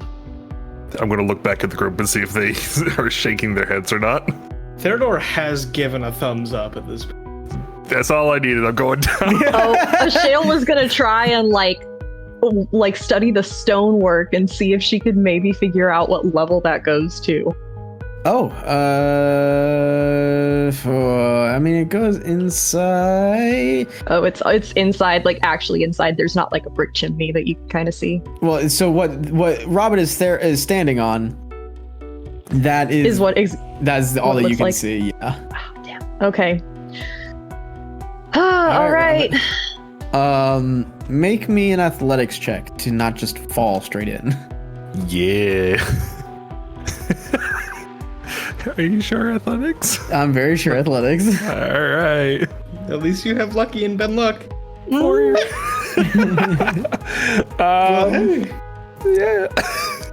Oh no. Fuck. I guess I'll use lucky. Okay. Yeah. Athletics hit. Oh my no. God. Oh no. Oh no. How could this happen?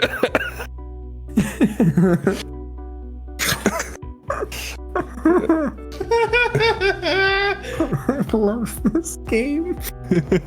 Oh my god. Game. Bunnies and blunders, everybody. Holy fuck, y'all. Okay, so Robert, as you crawl in and you see Theodore giving you like the thumbs up, and Dean's kind of like looking with like a head cock, like unsure, but like go figure. Val's not even looking. Shale is kind of just looking at you, and as you slide your ass in and you're about to slide down, one of the bricks that is at the top gives way, and you look up, you look at everybody bug-eyed, and then just down you go with that one brick falling inward. And you fall all the way down this chimney, which I gotta see where this ends up. I don't even remember the map that I fucking made. Happens. Okay, so that's 10. Hold on. So 10, and that is another 10 feet up. So that is a 20-foot drop. Oh, hey, I did Now- those. You'll be fine. Now, I will say, Actually, more. I'm sorry. Depending- 30. depending on how big I am, you kind of just like bounce around on the inside, so it slows your descent. Oh yeah, no, I know. Believe me, I am considering many options, and one of them is as you are falling, so dunk, dunk, dunk, dunk, dunk, dunk, and you guys get on the outside. You can see like bricks shifting every time Robin hits the side of a chimney. Oh my god. And as you hit the bottom, you know, like that cast iron bit that like holds the wood. Oh. Oh no. Oh no. Oh no. You land on that. Now you know it's probably down there, so like you make sure to keep your legs first, but you fall, you tumble, you hurt you twist your ankle on a little bit, and you just kind of lay there like on the ashes and the charcoal of this fireplace and give a hearty and the brick. Family Guy death posed on the fireplace. Yeah, really like Roll out and then just yeah. And then the brick falls. Oh no. You will be taking the fall damage. uh-huh. That's a really shitty fucking chimney. So you will be taking 2d6. Oh, ow. So 8 bludgeoning damage as you fall. Oh. Could have been worse for falling 30 feet. True. And you are now inside. And I will teleport your mini onto the second floor here. If I can, here, let me. So you are on this, if the bubble helps you at all. Yeah. Okay. So you guys know that you guys don't know that's where Robin is, but Robin knows where he is. Okay. So for just before we move on to the group and what you guys are going to do to try and get in here, Robin, as you are now covered in ash and soot, you're now like a much darker like patch, like darker patches all over you. Definitely a little bruised, and you kind of have to like roll over. And you look around. You know this was not a quiet entry, but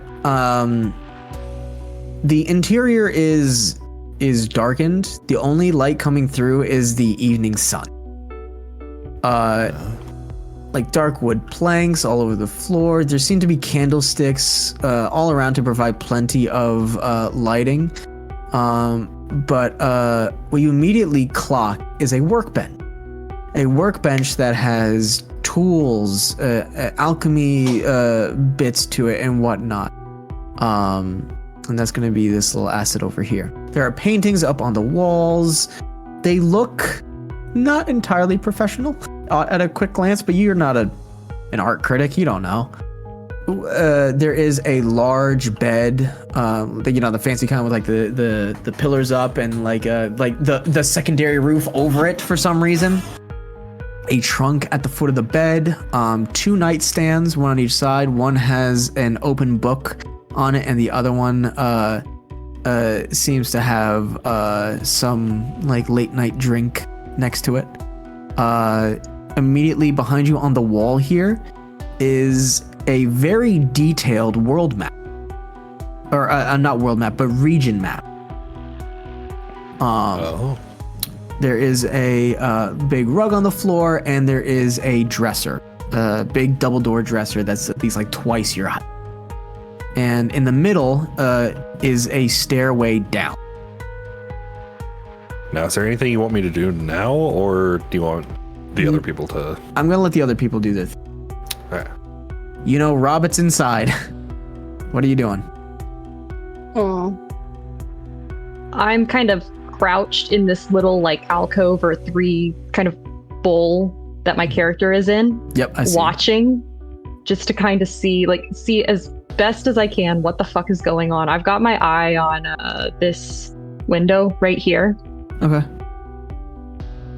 Sounds good. Because that's like the only window I can fucking see. The only other thing would be this window up at the very, very top, but I don't think I can get up there. So. So Dean looks to Val and Theodore. All right, how are we getting over there and in?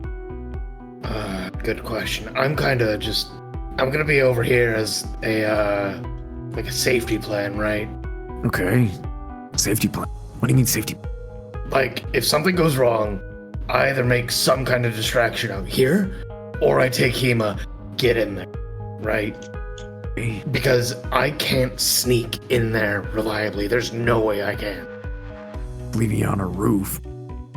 I mean, if I'm just kind of laying prone on a roof, I don't think anyone's really gonna notice. All right. Then you know what? If you're gonna be staying up here, keep an eye out for the guy. You know what he looks like. Yeah. Yep. That's the plan. And I don't really have a way to contact you if you see him. Wait, hold on. Do you have the horn? Val? I do. Wait, you guys have the fucking sending stones. Oh, fuck me, the sending yeah. stones. No. Never mind. Huh. We're good. Yeah, if I see the guy, I'll let you guys know. Sending stone. Easy peasy. That's an item we all forgot. I'm gonna say that it was separated. Robert definitely had one, and Aiden had the other.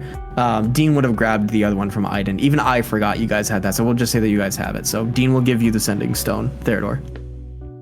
Okay, yeah. Cool. Now remember, it only works once. Yeah, no, if this will be used for either the guy is coming or something really fucking bad. All right. Shale, Val, you guys got any ideas? So I've been keeping an eye or like trying to judge the distance between that window I was talking about and the roof I'm currently on. And I think if I get to like the edge of this roof, I can probably Misty step into that room, but the window isn't. Could I Misty step through a window? Yeah, as long as you can see. Well, does it say that you need like a space to get to it, or do you just need to see it? I don't know how the spell. I think it's just you need to see it. Unoccupied space you can see. Oh, then yeah, you just kind of. Then I want to fucking army crawl. Up to the top of this roof, and then I want to crawl over to about here. Okay. And I want a Misty step. Okay. Yeah, you can totally do that. So, you will make me another stealth check since you're trying to like, be really super sneaky about it. Oh, okay, 15. 15's not bad. That's pretty darn good. All right, so you like army crawl, keeping low, staying on one side of the roof to make sure to keep your eyes on the other two that seem to be like blocking or like guarding this singular area, keeping and investigating the area because this is where the bugbear seemingly had appeared from. And you see that window and you Misty step inside. And we'll just put you right there for a second. Robert, you see that there's some mist that begins to come through the window right over here. But anyways, Robert, as you are rolling in and getting investigation of the room, you see that out of the singular window next to where you are, some mist starts to flow through like the very small cracks. of the window, and coming out of this cloud is a shape. Oh, hi. Hi. That Well- was your entrance was a little better than mine. You all right? It's like a cloud of ash. Right. I can't do anything about that, unfortunately. We're gonna have to wait for the others to get here.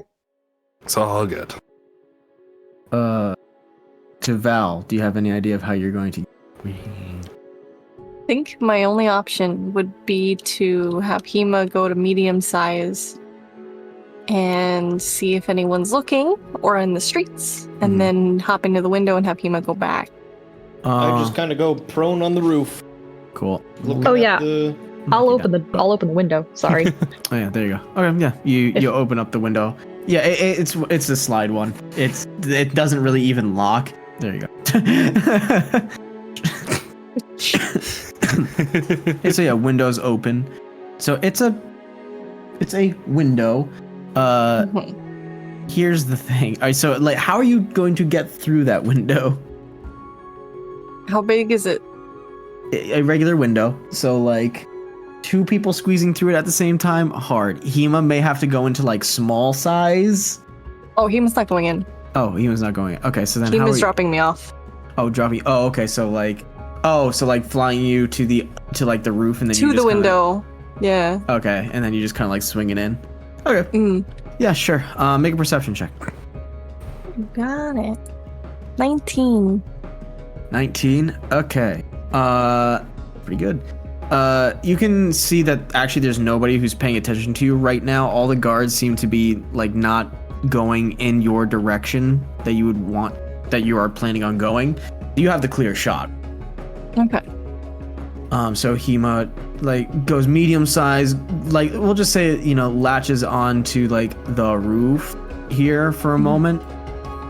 And then you can just kind of like swing your legs through and you will be inside. Perfect.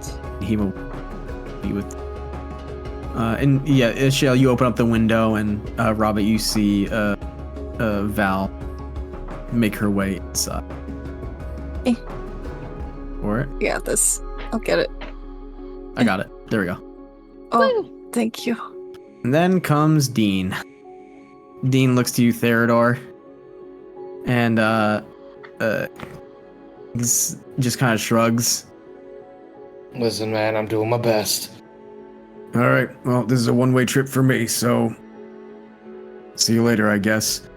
And you see him, first you hear him mumble some things to himself, and he digs his nail into his both of his palms, and he drags his hands onto his elbows, turns the palms of his hands away from him, and like just slowly drags them. And when they meet like the fingertip edges, he like stops, and it looks like he's struggling. And he's actually, you see that he begins to pull apart just like this crack in reality, I guess is the best way to put it. Holy fuck. And a crack large enough that he could walk through opens up in front of him, and you can see that there are like these white like wisps of energy just kind of slowly flowing out, and you can hear like voices on the other side. And Dean just says, good luck. And Dean just walks in. As soon as he does, it closes. But Well, I guess I couldn't get through that. nah. You can hear though like footsteps, but you can't see him, and you can't even feel him with your blind sight either. Yeah. For those inside, I'm going bam. Oops. For those inside, you guys will hear like the fireplace, I don't know, like poker and shovel like actually shake against the wall, but nobody's there. And then that same crack that Theodore had seen opens up in the middle, and out steps Dean. Well, that was cool. Useful. Can you teach me that one? He holds up his hands. Blood shit. Ah. All right. What we got?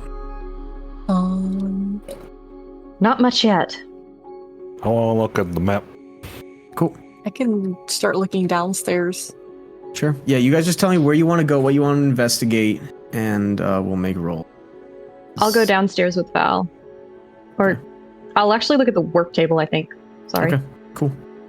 We'll start with Robert, because Dean is going to be going over to actually look at the dresser. Robert, looking at the map, this is the region of Eldarin, with a lot more detail than what your guys' map looks like. There are markings of like nearby villages and towns, and there seems to be like clear lines on it of like land claims, which I'm very tempted, Sombrero, ask me about this if I have.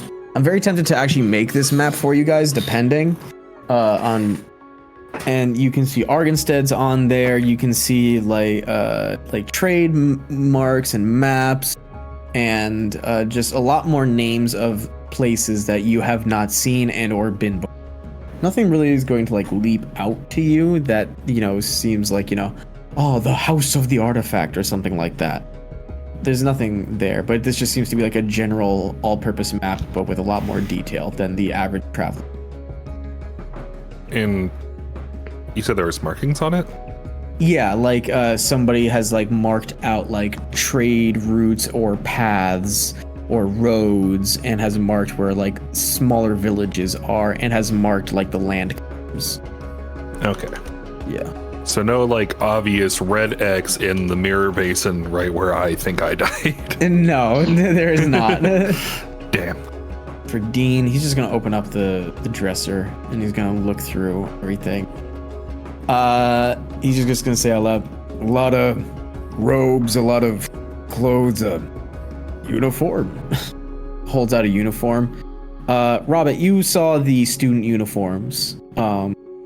And this looks like those uniforms, but a lot more regal. It actually has like one of those like gold ropes like on the shoulder that seems like it would dangle down in front of the chest. That's not a student uniform, probably. Maybe staff or Dean. Or maybe like a teacher's assistant, maybe, or something like that. At most, or at least. Because all the students that you saw walking around did not have like the level of ornateness or around, and there isn't even like specialty cuffs on it either at the edges of the robes. So, but same color nonetheless. Gotcha. It says,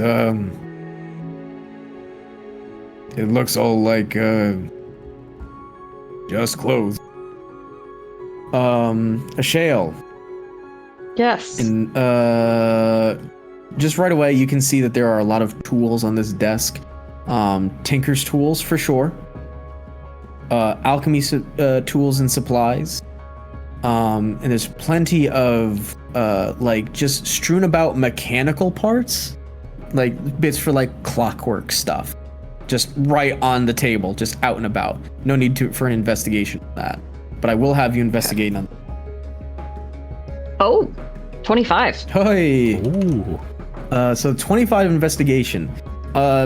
This is like an active workbench. This is not just like a place for show, but there are like little drawers a part of this, and you can see like there's a going through the small drawers. You can see that there are like little screwdrivers and hammers and like little like pin pushers and all sorts of little things that you can imagine would be used for like clockwork stuff, all things that are way beyond you and like besides the common tools. There's like nails and screws and all that.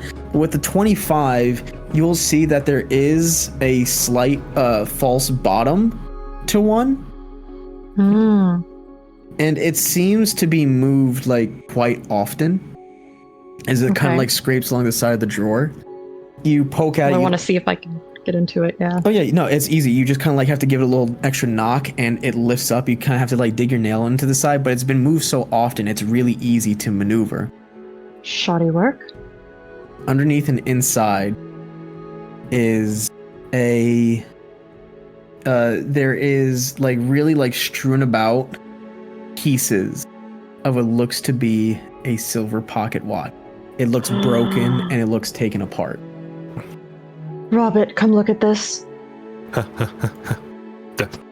I'll point at the pieces of the pocket watch. Oh, Does this feel familiar? yeah. I have one just like it. I pull out my own and I compare them.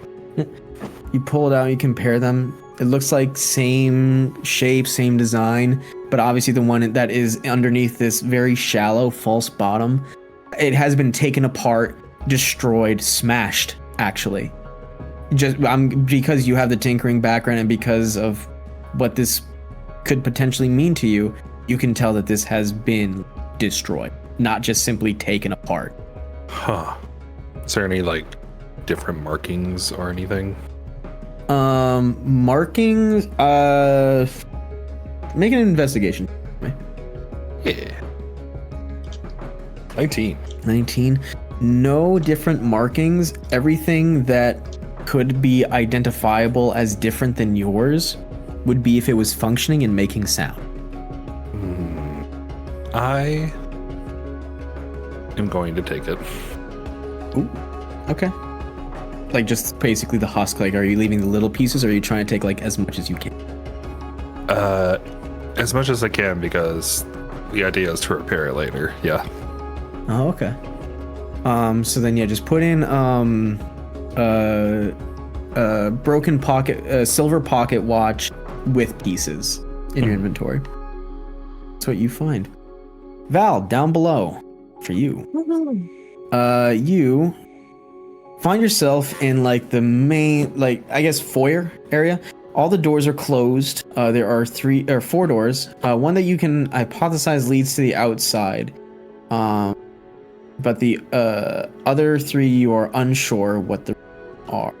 But just looking in this little foyer, you can see that there are piles of firewood, some like jars and whatnot, and a broom, and plenty of shoes and boots. Now I need you to make an investigation check. 1. Oh no. Okay. That's all you notice. Y'all, wait, you notice the mop in the corner. That's it. Okay. That's a good mop. Good mop. Are you going anywhere down here? I was gonna go in the door next to the stairway.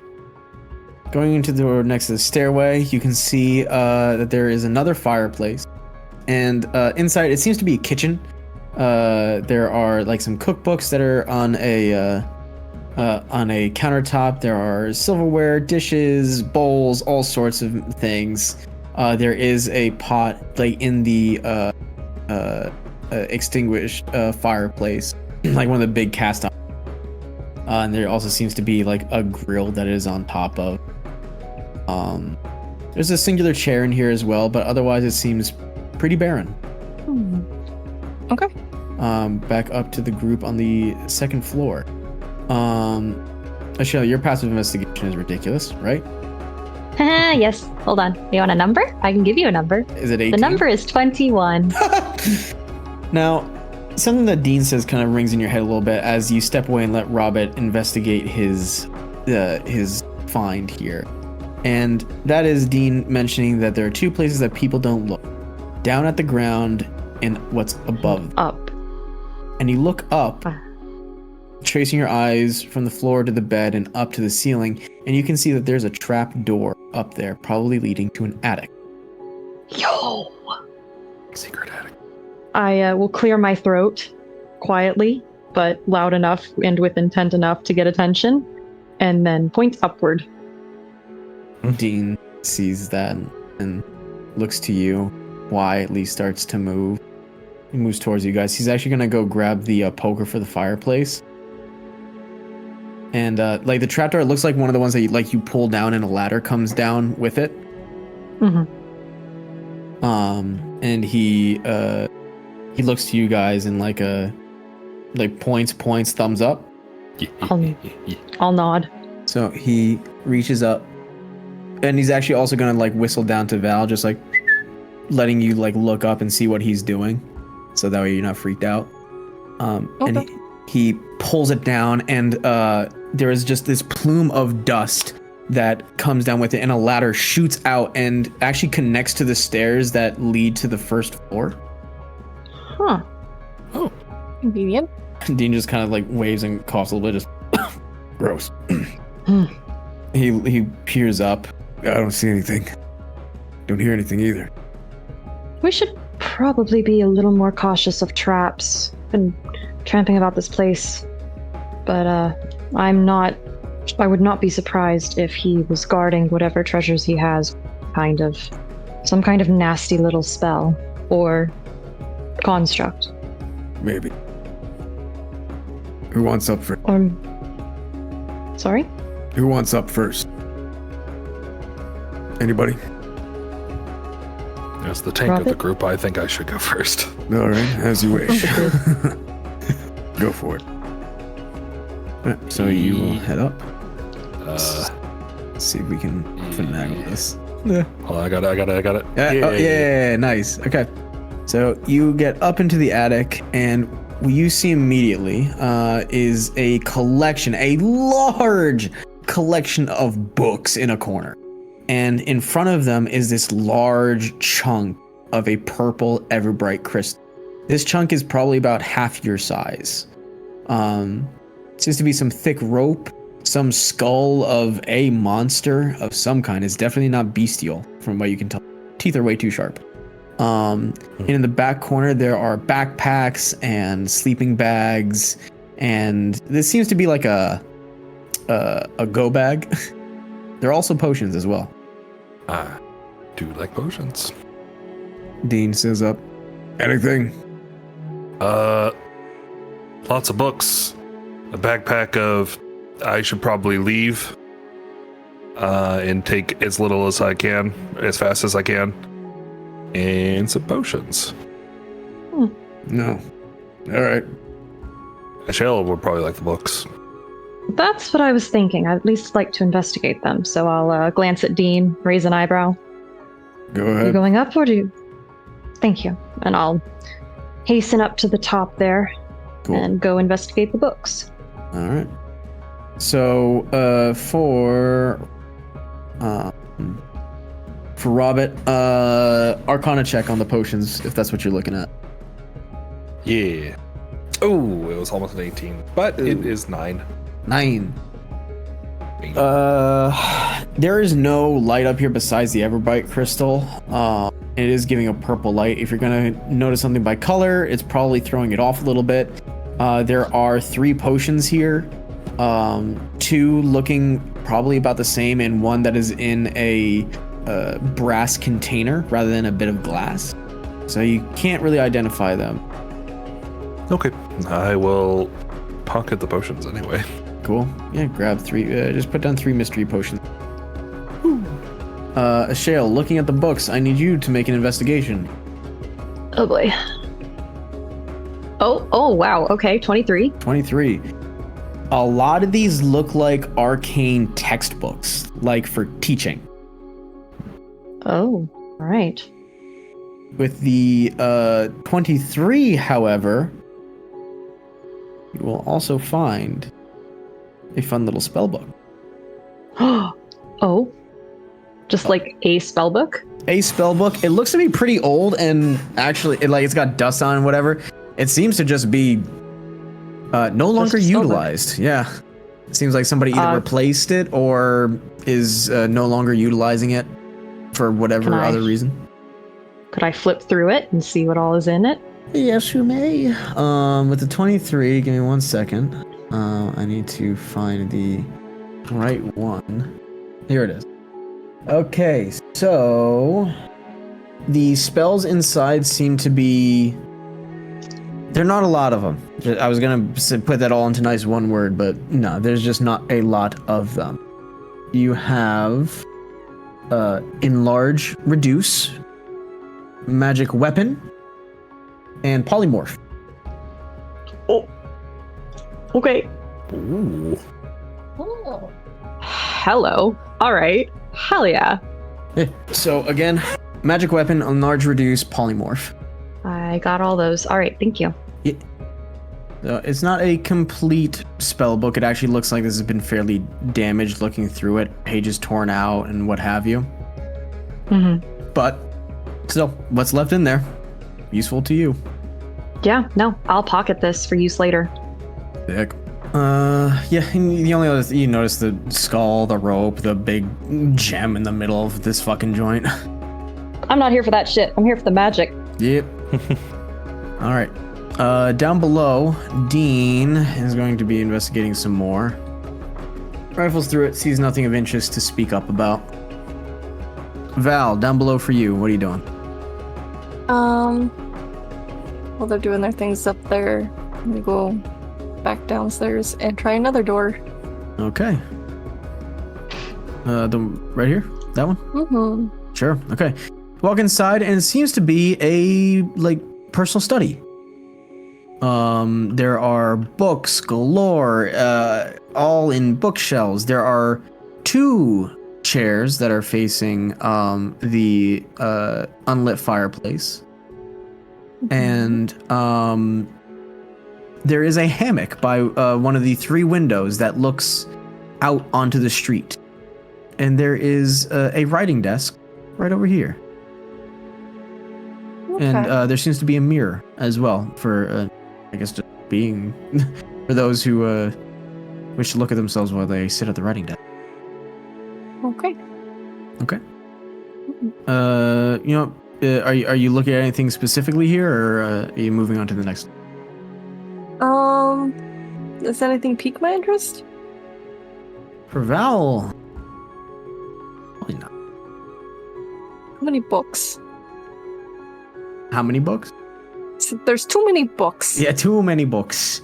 If you want to check out the other door down here, I'll let you. There's in here for you. I want you to actually do some more investigating since you have the chance.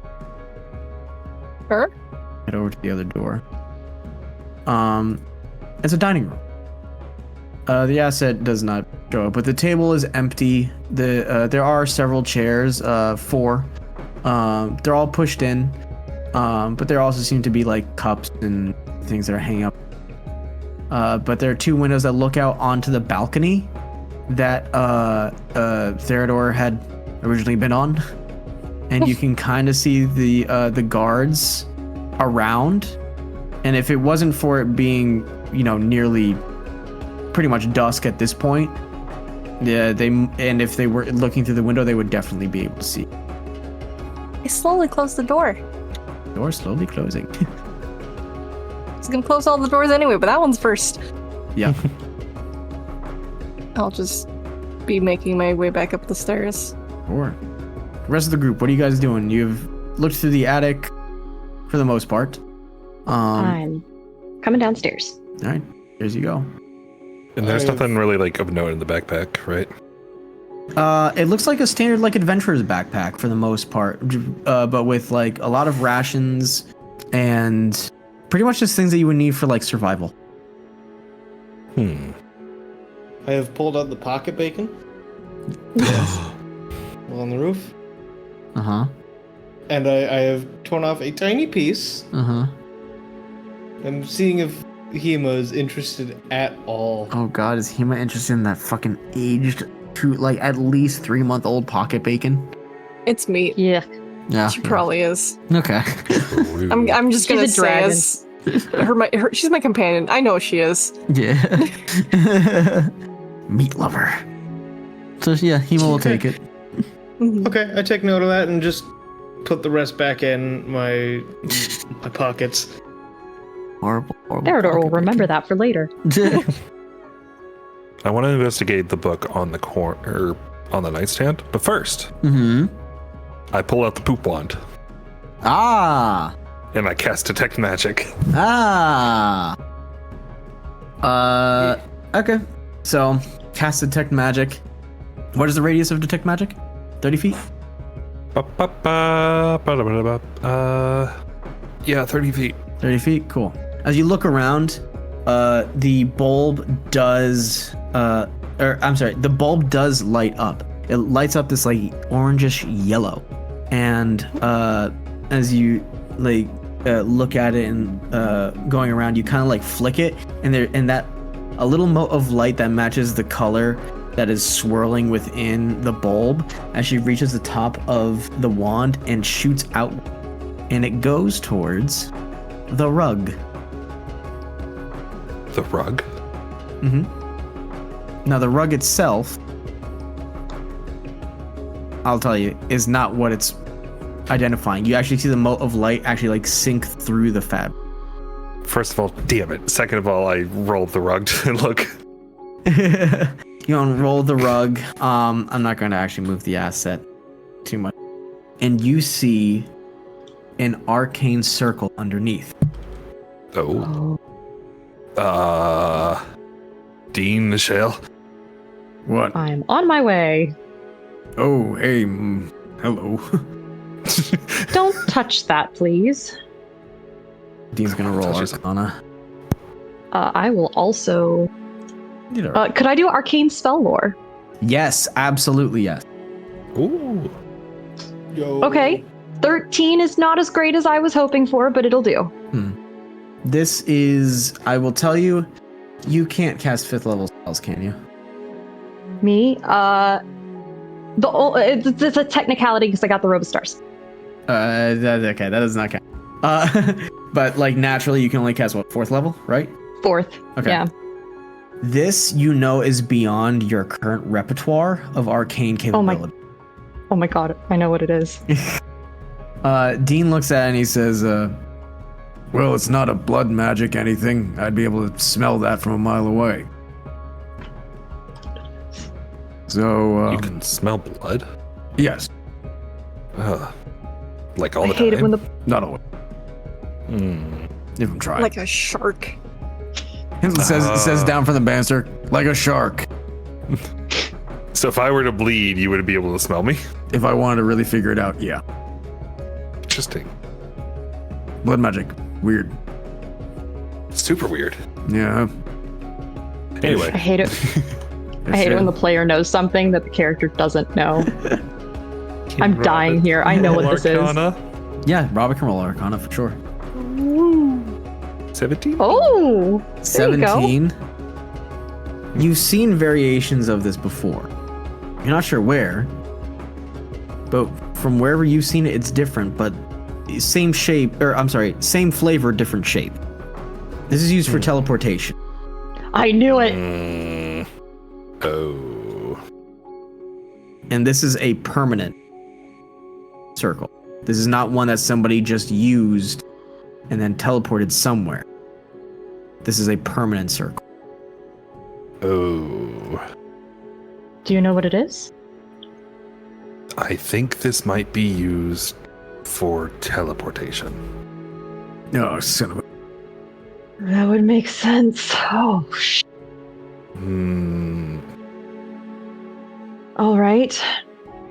What if... Yes. So obviously he can use it with the rug still on top of it. More What if than we- likely, yes.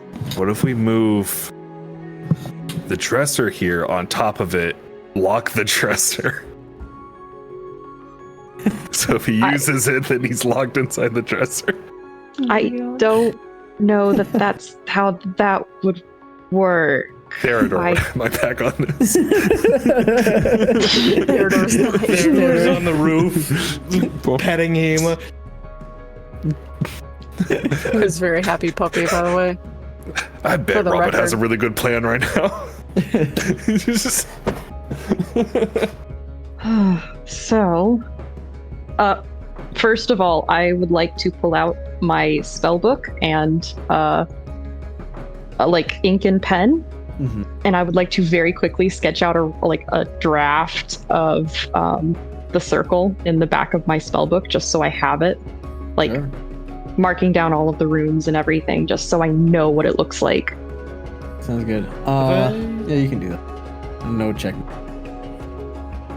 Have I seen anything at all? Perception check. 12. Nope. You've seen a lot of guard movement. That's it. Okay. He's gonna say, Can you tell if this has been used recently? I don't know. Can I? Roll another Arcana. One was to identify, one is to see if it's been utilized. Can Ishale also roll an Arcana, or can I help Ishale? Yeah, one can do with advantage, or both of you roll separately if you so choose. It's up to you. Well, depends. Is it Arcana? Okay, so I think if you were to in roll, order for it would him be to help, it would have to be Arcane spell Arcana. roll. Yeah. Okay. You Arcane spell lore. Yeah. I would help Ishale. Okay. Okay, and that's with an advantage then, right? Yes, because arcane spell lore is connected to the Arcana. Oh, well, excellent, because that's a 26. Excellent. So the way that I think that teleportation circles work in my world is that if there is a permanent circle, there is like this ring around the centermost part that has the unique sigils that mark that this is where you would teleport to, that you would put in your own teleportation circle. Mm-hmm.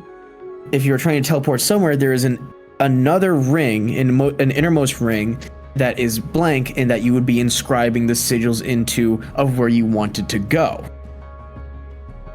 So for teleportation circle, you need like inks and chalks, which would make a mess. Yes. There's no residue of chalk and there's no residue of ink.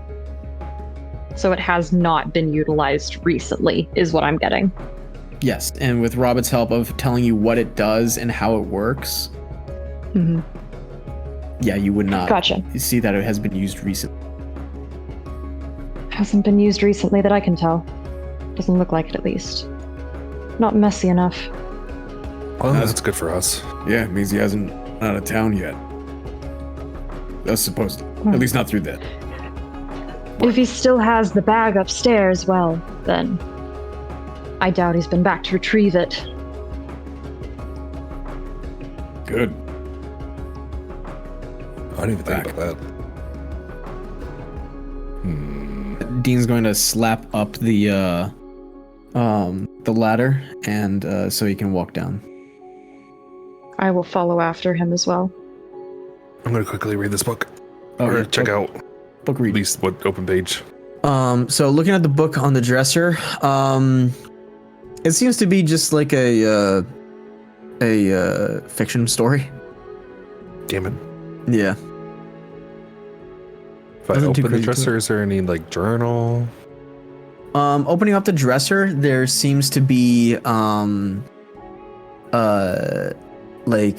medicine, probably. And do I dare? Some things used for fun times. Slam the door. So handcuffs fuzzy or not? Oh my god! The manacles are fuzzy. Oh my god! And last thing is this chest. Investigation for the chest. Because I made Dean roll and he didn't find much. With an 8, which is the same that Dean rolled, you find nothing. There's just a lot of extra clothes in there. Damn it. Alright. I'll head downstairs then. Cool. Alright, downstairs you guys go. Yoink.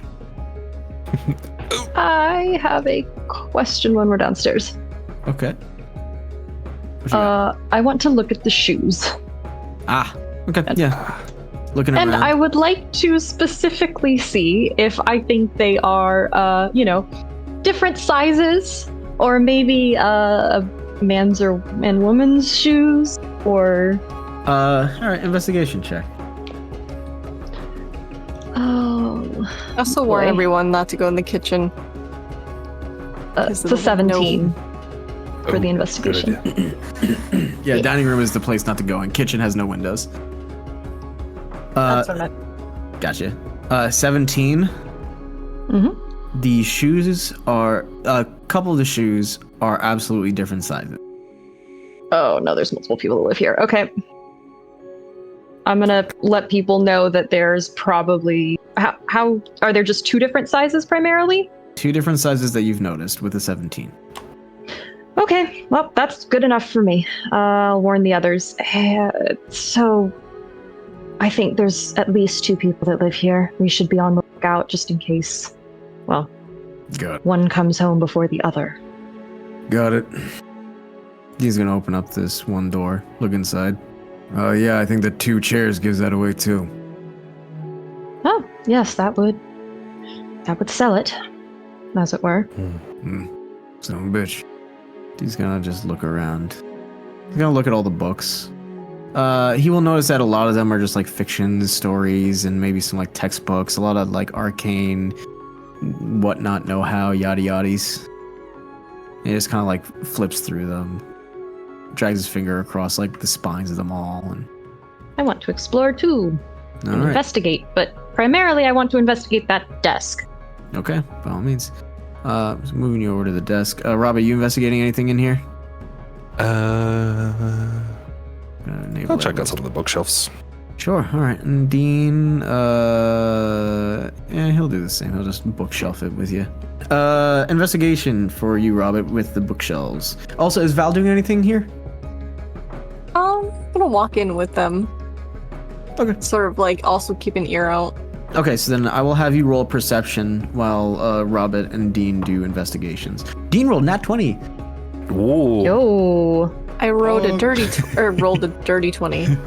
Oh, Robert. Robert, Oh no. Fantastic. Natural one. Robert, books. Books.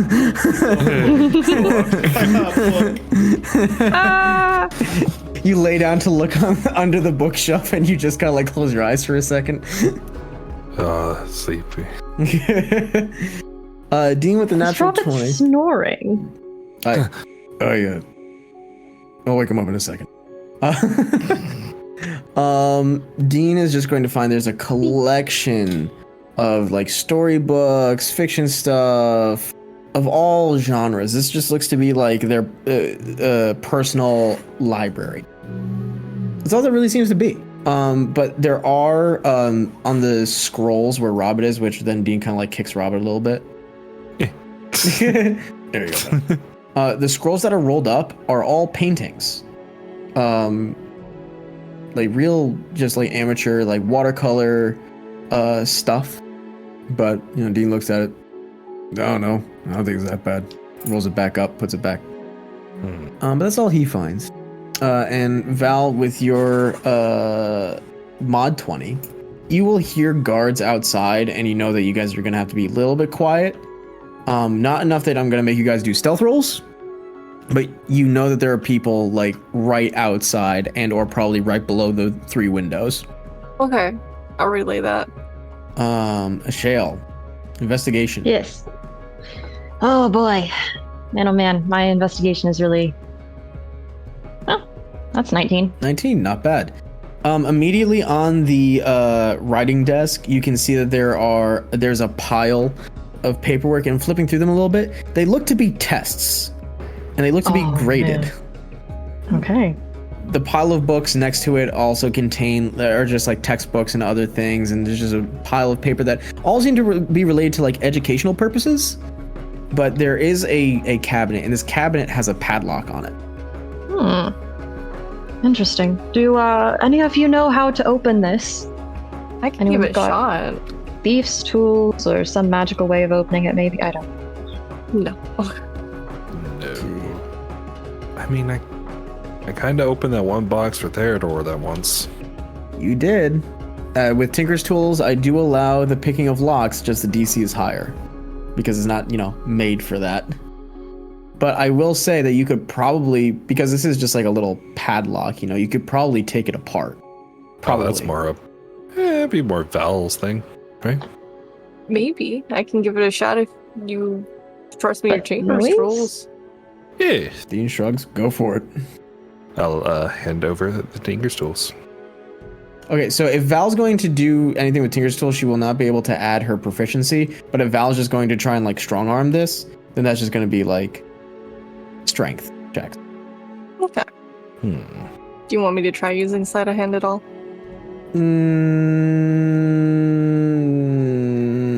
That would be if you were. Wait, do you have proficiency in sleight of hand? No. Okay, then no, I don't think sleight of hand's needed right now. I think if you're, depending on what you want to do, like just tell me how you want to try and open this lock. I guess we'll figure it out from there. Well, if no one else thinks they can open it, I will try to strong arm it. Strong arm. Just strength, right? Yep. Too bad I'm not. Oh. Nat 20! Oh my. I'm just like, Yeah, too bad well. I'm not strong. Yes, you are. Right now I am. Yeah, I'll say that you use your noggin, you draw your rapier, and you slide it between the doors and the lock, like right where it's, where the gap is in the actual lock. You slide in and you leverage it back and forth a couple times. And instead of actually removing the lock, you remove the handles. Just easily. So much so that there's not even really a sound, and you catch the lock before it hits the ground. You've just stripped Very the wood. clever. So, worked out. Well, I can fix that later. I have mending. Oh, you can. It'll be as if we were never in there. And with that being said, I'm going to get the door open and Okay. look inside. Looking inside, there are a bunch of loose papers. With your former investigation, you can see that they are like design, schematics, blueprints for automaton. Robert, you might want to look at this. I'll just hand him like a small stack of the papers. Okay. Before we get you to look at those papers, Robert, Shale, looking a little bit further, there are some letters in their own little envelopes, and they have names on them. A few of each. One has Alamar Gule on the envelope, and there seems to be like a little heart next to it. And there's another name on some other envelopes, Jorah Helliot. Oh, okay. Are you reading those at all, or no? Oh, you bet your ass I am. I am nosy as fuck. Oh, I know. To put it into few words, they are very sweet and very passionately written love letters. Are there dates? Do I know when these were sent? Yes, there are dates. I'm just gonna give you the year for the most part. Yes. They were written in 1340. Okay, good to know. Thank you. You're welcome. And has continued up until the current year. Excuse me. Okay. There are not a lot of them. There is probably about like 20, I would say. Okay. Got you. But the dates are continually, at least there is one for each year, at least. Okay. There's a little box, a little tin box. Oh no. All right. I want to check for traps just to make sure. We've got this far and I don't really know, but I kind of want to check just to make sure, Investigation. Oh, Jesus. 23. 23. No traps. And there's no Okay. lock. There's only like a little itty bitty like tin latch. Now before you open that, Robert, construct Yes. lore. Ooh. Yeah. Mm-hmm. Come on. That's a 3. You get a reroll. 1 to 3. Reroll. Come on. All right, let's go. Come on. Come. Motherfucker! Does he get to reroll? No, No. I do not. That's the new roll. You get lucky. I'm out of lucky. You're out of lucky? Oh, shit. All right. Then, yeah, the Jesus. 7 stays. Roll for Alright, memory. Well, All right. Get a 3 on the memory. That'd be hysterical. No. Oh my god. my God. The Wow. dice hate you. What the fuck? You know what these are. here's the thing. Robert, for a moment, like looking at this, he almost tries to force a memory. Like forcing something to happen to him. And it's just not happening. You recognize them, you know what these things are, but they don't scream out to you. It feels frustrating to be so close to something. So close to some knowledge. And it's just not happening. And as you're kind of almost getting like actually visually upset, Ashale, you open up this little tin container that seems to be like mucked over, and like the oils of hands have worn it out over time. And there just seems to be like this yellow square on the top and yellow rectangles around each side of it that leave like the darkened like border around it for the edges of this tin container. And as you open it up, there's a tin type picture with an image, not a drawn image, but a picture of Alamar Goulet and Robert standing together with Alamar's hand on Robert's shoulder. Robert, you need to see this.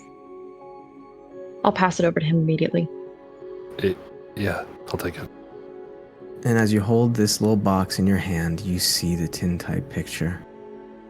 And Robert, so much comes flooding back to you. You remember Arkengarten, the city of gears, this tiered city with buildings taller than you could have imagined, and streets roaming with machines, automatons, and organic beings alike. Your excitement to bring your knowledge to this place and to have new knowledge be filtered into you. You getting a job as an official mechanic, tinkerer, inventor of the city, and somebody else sharing in that excitement with you. Someone who you grew to care about and cherish as one of your best friends, Alamar Goulet. And you see images of the two of you working together in workshops, toiling over blueprints at night by candlelight, passing around ideas, and also moments of laughter, enjoyment, being in taverns, cafes, being by the shoreline of the Mirror Basin, fishing, and enjoying your time together. And you remember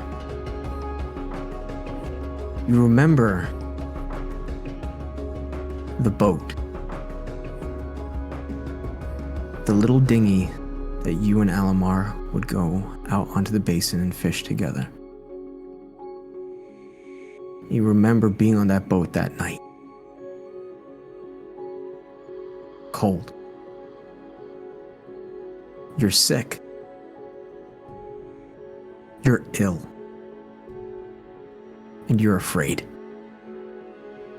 Your entire death scene plays again. And then you finally look up from that picture. I'll just put my back against the wall and kind of sink to the floor. Dean walks over and gets down to your level. He closes the box for you. It's all coming back, hey buddy. Yeah. I don't understand. He was my friend. Dean kind of moves his head to Val and to Shale.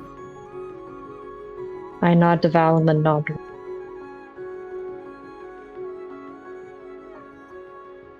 I'm still petting Hema. Sorry, there needed to be a touch of levity. Continue. Yes, of course. Mm-hmm. Always.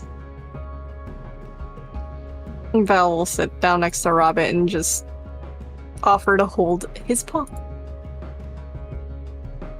I'll sit on his other side. I will just put my hand in Val's and just keep staring at the picture. It's clearly you. And that is clearly Alamar. It's a black and white photo on a little tin sheet.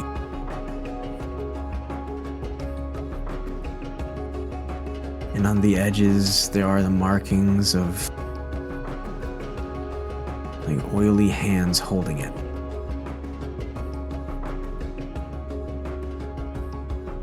Is there anything written on the back? Your names. Robert von Bunbrecht and Almar Goulet.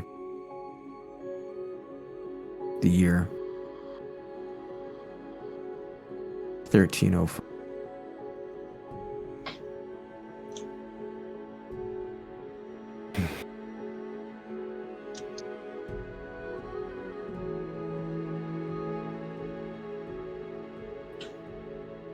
I'll just rest my head on Val's shoulder.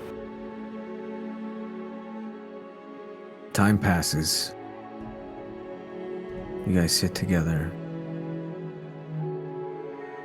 and allow Robert his time to think and absorb everything that he has felt and has learned. And by the time that it reaches just the edge of dusk, you guys will hear that there are criers in the streets claiming that the lockdown is over. The monster has fled. There's nothing more to worry about. Go back to your homes. And repeats. And you guys hear it echo off down the streets as footsteps, carts, and horseshoes begin to consume the passages between each building. Dean will walk back in and say, if he's gonna come back any time, it's gonna be soon. You should tell Okay. Theodore. I think Theodore already knows. Okay. He'll let us know if he sees anybody. I'll get to my feet. I'll slowly get to mine. I'm going to mend the cabinet. Do you want to keep it, or do you want me to put it back?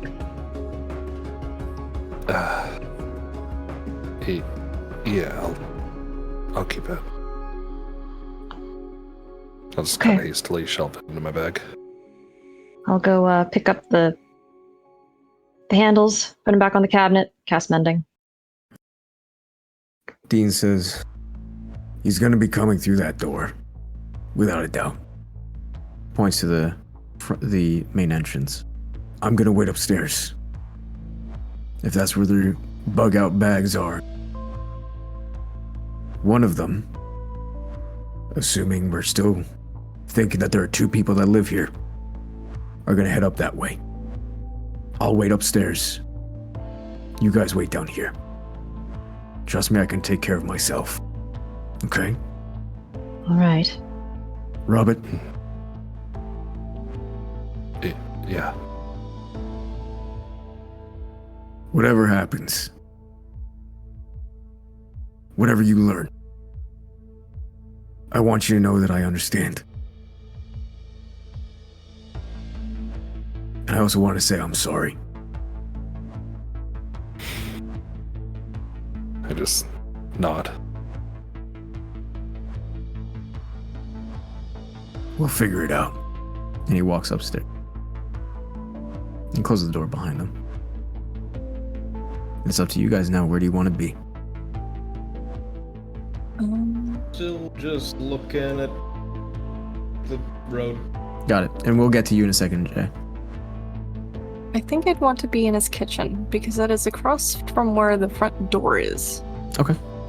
I will, I'll just kind of teleport you into there. I'll Bam. take you. Bam.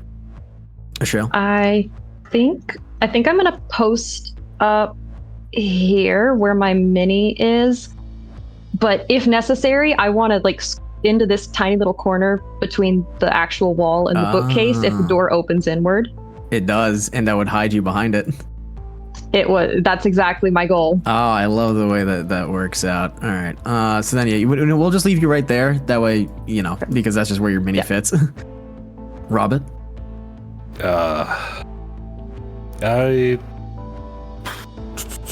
think I'll just hang out in here, I guess.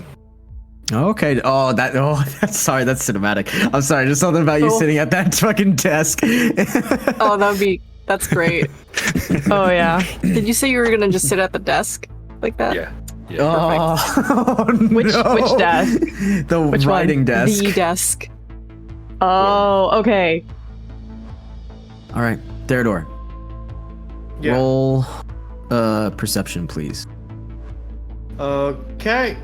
We did That let is him a know, 14. right? Yes, Theodore would also just be aware of his own. 14? That's enough. Yep. As you're keeping an eye on the street, keep an eye for just anybody that looks like Alamar or anybody that's just being shifty. You guys are excellent at being shifty and shady. You know what it looks like. And Theodore, you clock it. You clock 2 people. Both hoods up, trying to be covered and cloaked, walking down the street amidst the already busy crowd, semi-busy crowd now that it is later, especially when people were already locked down in this district. And they walk towards the apartment. Yeah, alright, that's gotta be it. And I hit the sending stone. Mhm. Hey, 2 people, heavy cloaks, straight for the house. One of them has to be our target. Robert, you have the other sending stone, so you're hearing this. Oh yeah. I just go, yeah, got it. I'll let the others know. And I look over at Shale and they're coming. I will knock on the door 3 times to try and let it echo. Try and signal to the others. Mm-hmm. The Val and Dean will both hear it as well. That's clear enough sign. I get ready and I get on Hema. Okay, sounds good. I'm getting ready to bust in, fuck shit up. Cool. Michelle, you'll be able to hear there are steps that are beginning to walk onto the balcony, and you hear a key in the door, and it opens, and then quickly closes behind. Val, Michelle, you both hear a voice. Okay, go upstairs, get the bags. We'll get you out of here, okay? I'm just gonna grab a few things. Male or female?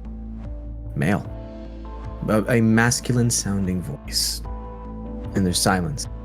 And quickly, this door swings open, almost hitting you in the face, and a figure walks in. Mind me, just grabbing a person. Would I have had enough alert to get behind the door? Oh yeah, you would have been behind the door already. Okay. Yes. I'm just kind of putting you there, so that's where your mini is. Okay, good. I was like, oh shit, I ruined it. No. As soon as this figure walks in, Robert, you see a short-haired, a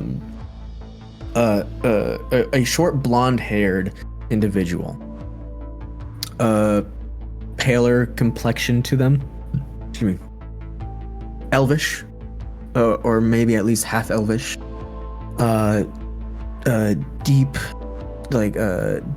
blue robe with that golden tassel type of accoutrement that Dean had found on the one uniform that was upstairs in the dresser. They stand quite tall, and they are not very well hiding a book on their hip. And as soon as they walk in, they see you sitting there.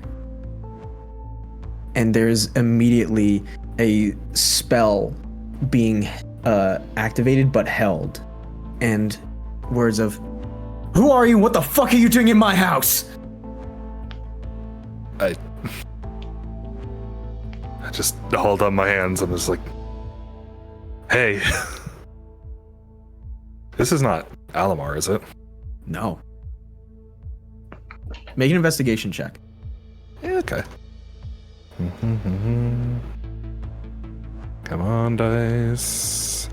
Oh, that's on a 16, please. Oh shit. As far as you can tell, this is not an illusion. Hey. Kind of wound up here by mistake. By mistake? How do you end up in somebody's fucking house by mistake?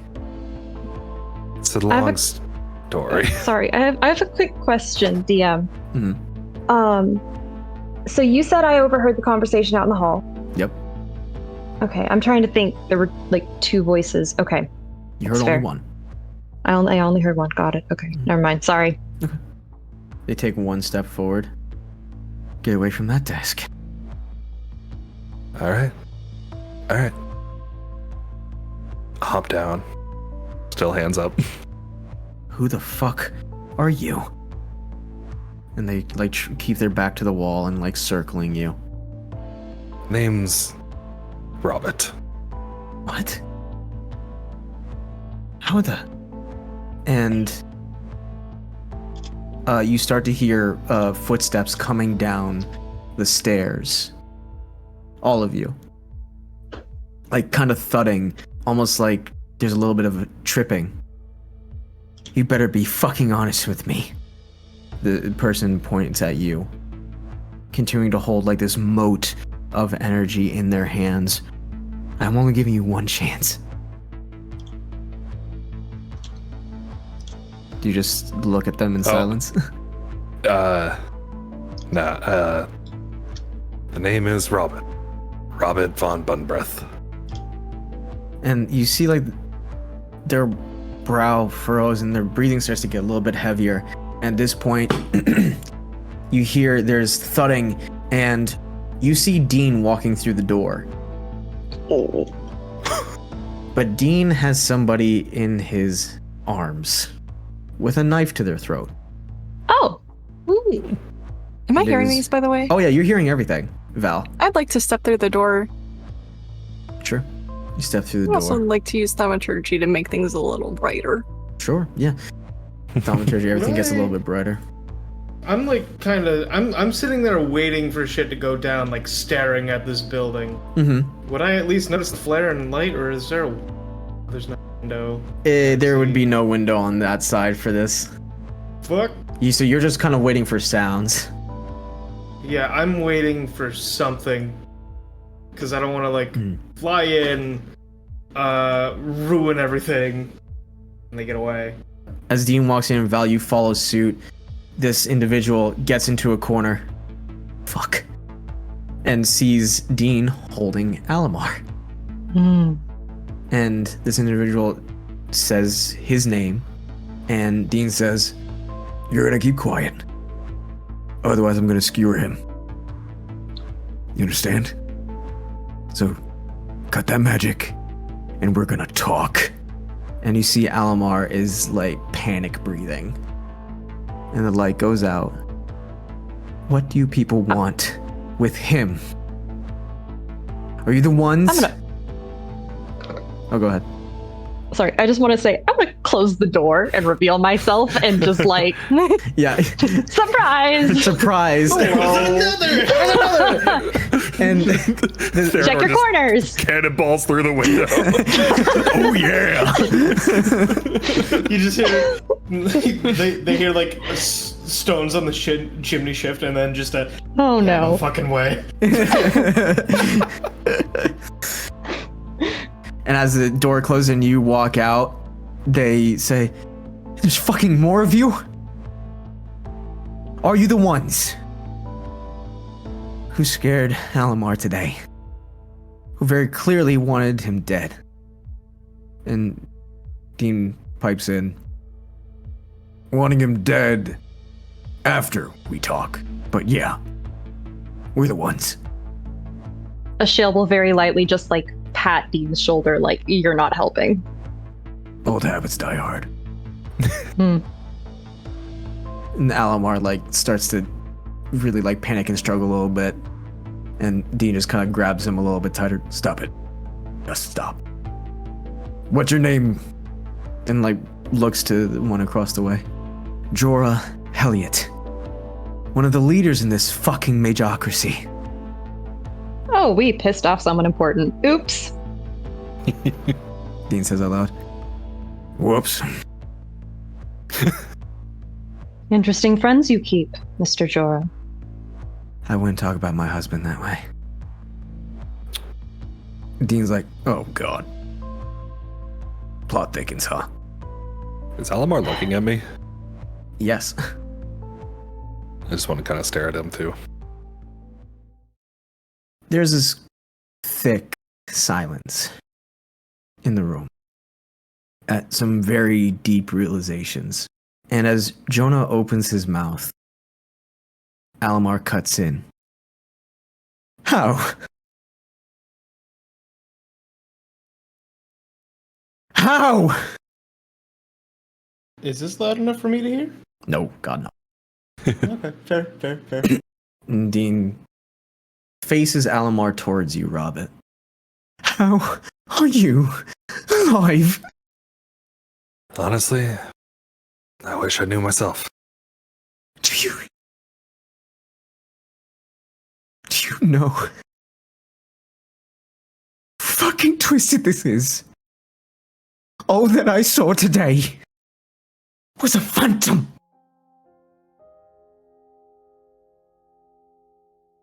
A phantom of you. I thought you have been dead. And then suddenly you come back. Don't come back to haunt me or something. Dean lets up on the night. I'm watching. I've not come to haunt you or hurt you. I just need some answers. There's a grimacing face on Alamar. Their long, blonde hair falling in front of them, getting caught in their mouth.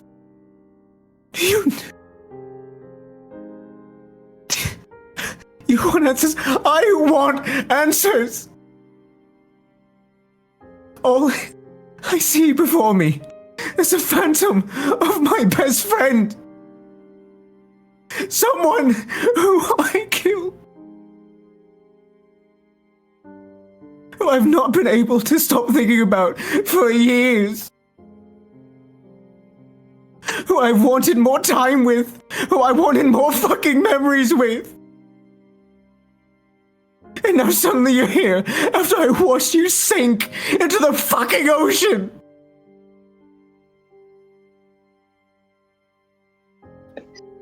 And you mean to tell me that you want answers? I want answers! Then let's talk. I don't know a lot right now. I'm just here to find out why and also what's going on. They are shaking violently, tears in their eyes. Dean fully lets go and takes a step. Why? Why? You don't remember a thing, do you? Please tell me you don't remember a thing. This isn't some twisted fucking question.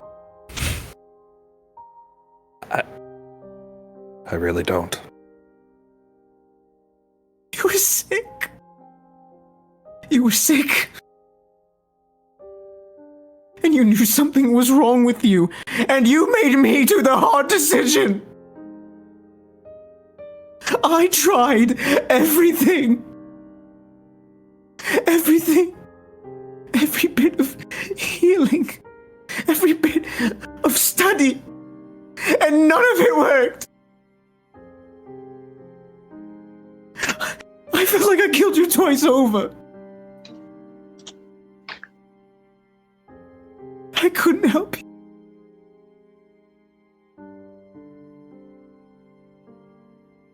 I did everything. I tried to figure it out years afterwards. To find fucking nothing.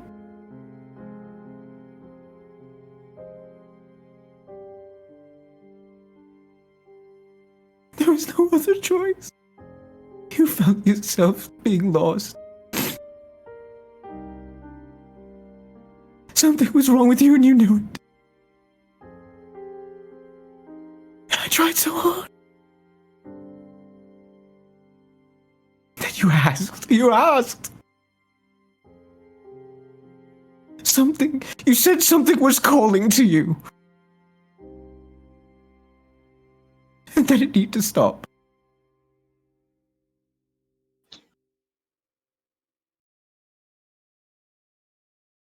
I know why you asked, but why the fuck did you have to ask?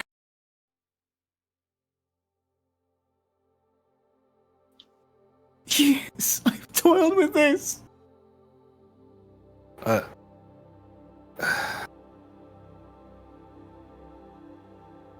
sorry. I don't remember. You start like tapping their foot a little violently on the floor.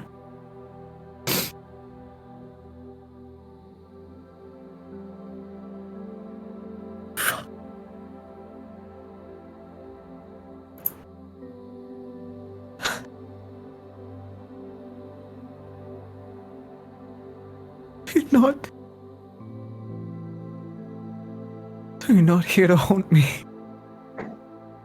No.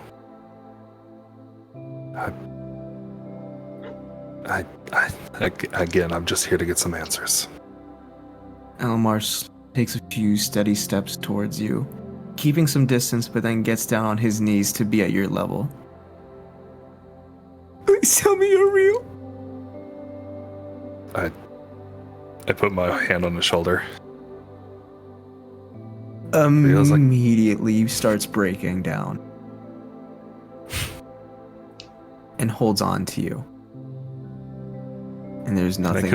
Oh, go ahead. Can I give him a hug? Yeah. You go over to him and give him a hug. And he holds on to you so tightly. And the entire room can only just hear the muffled crying, violent crying into Robert's chest. Jorah has tears running down his face. Even Dean has water welling up in his eye.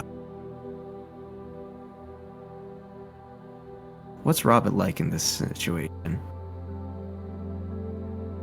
I think with the memories I've gained earlier, I also just start to tear up and slowly start to cry as well. Just kind of lean my head on his. Two of you just cry together for a moment. A long moment. And we will end session there.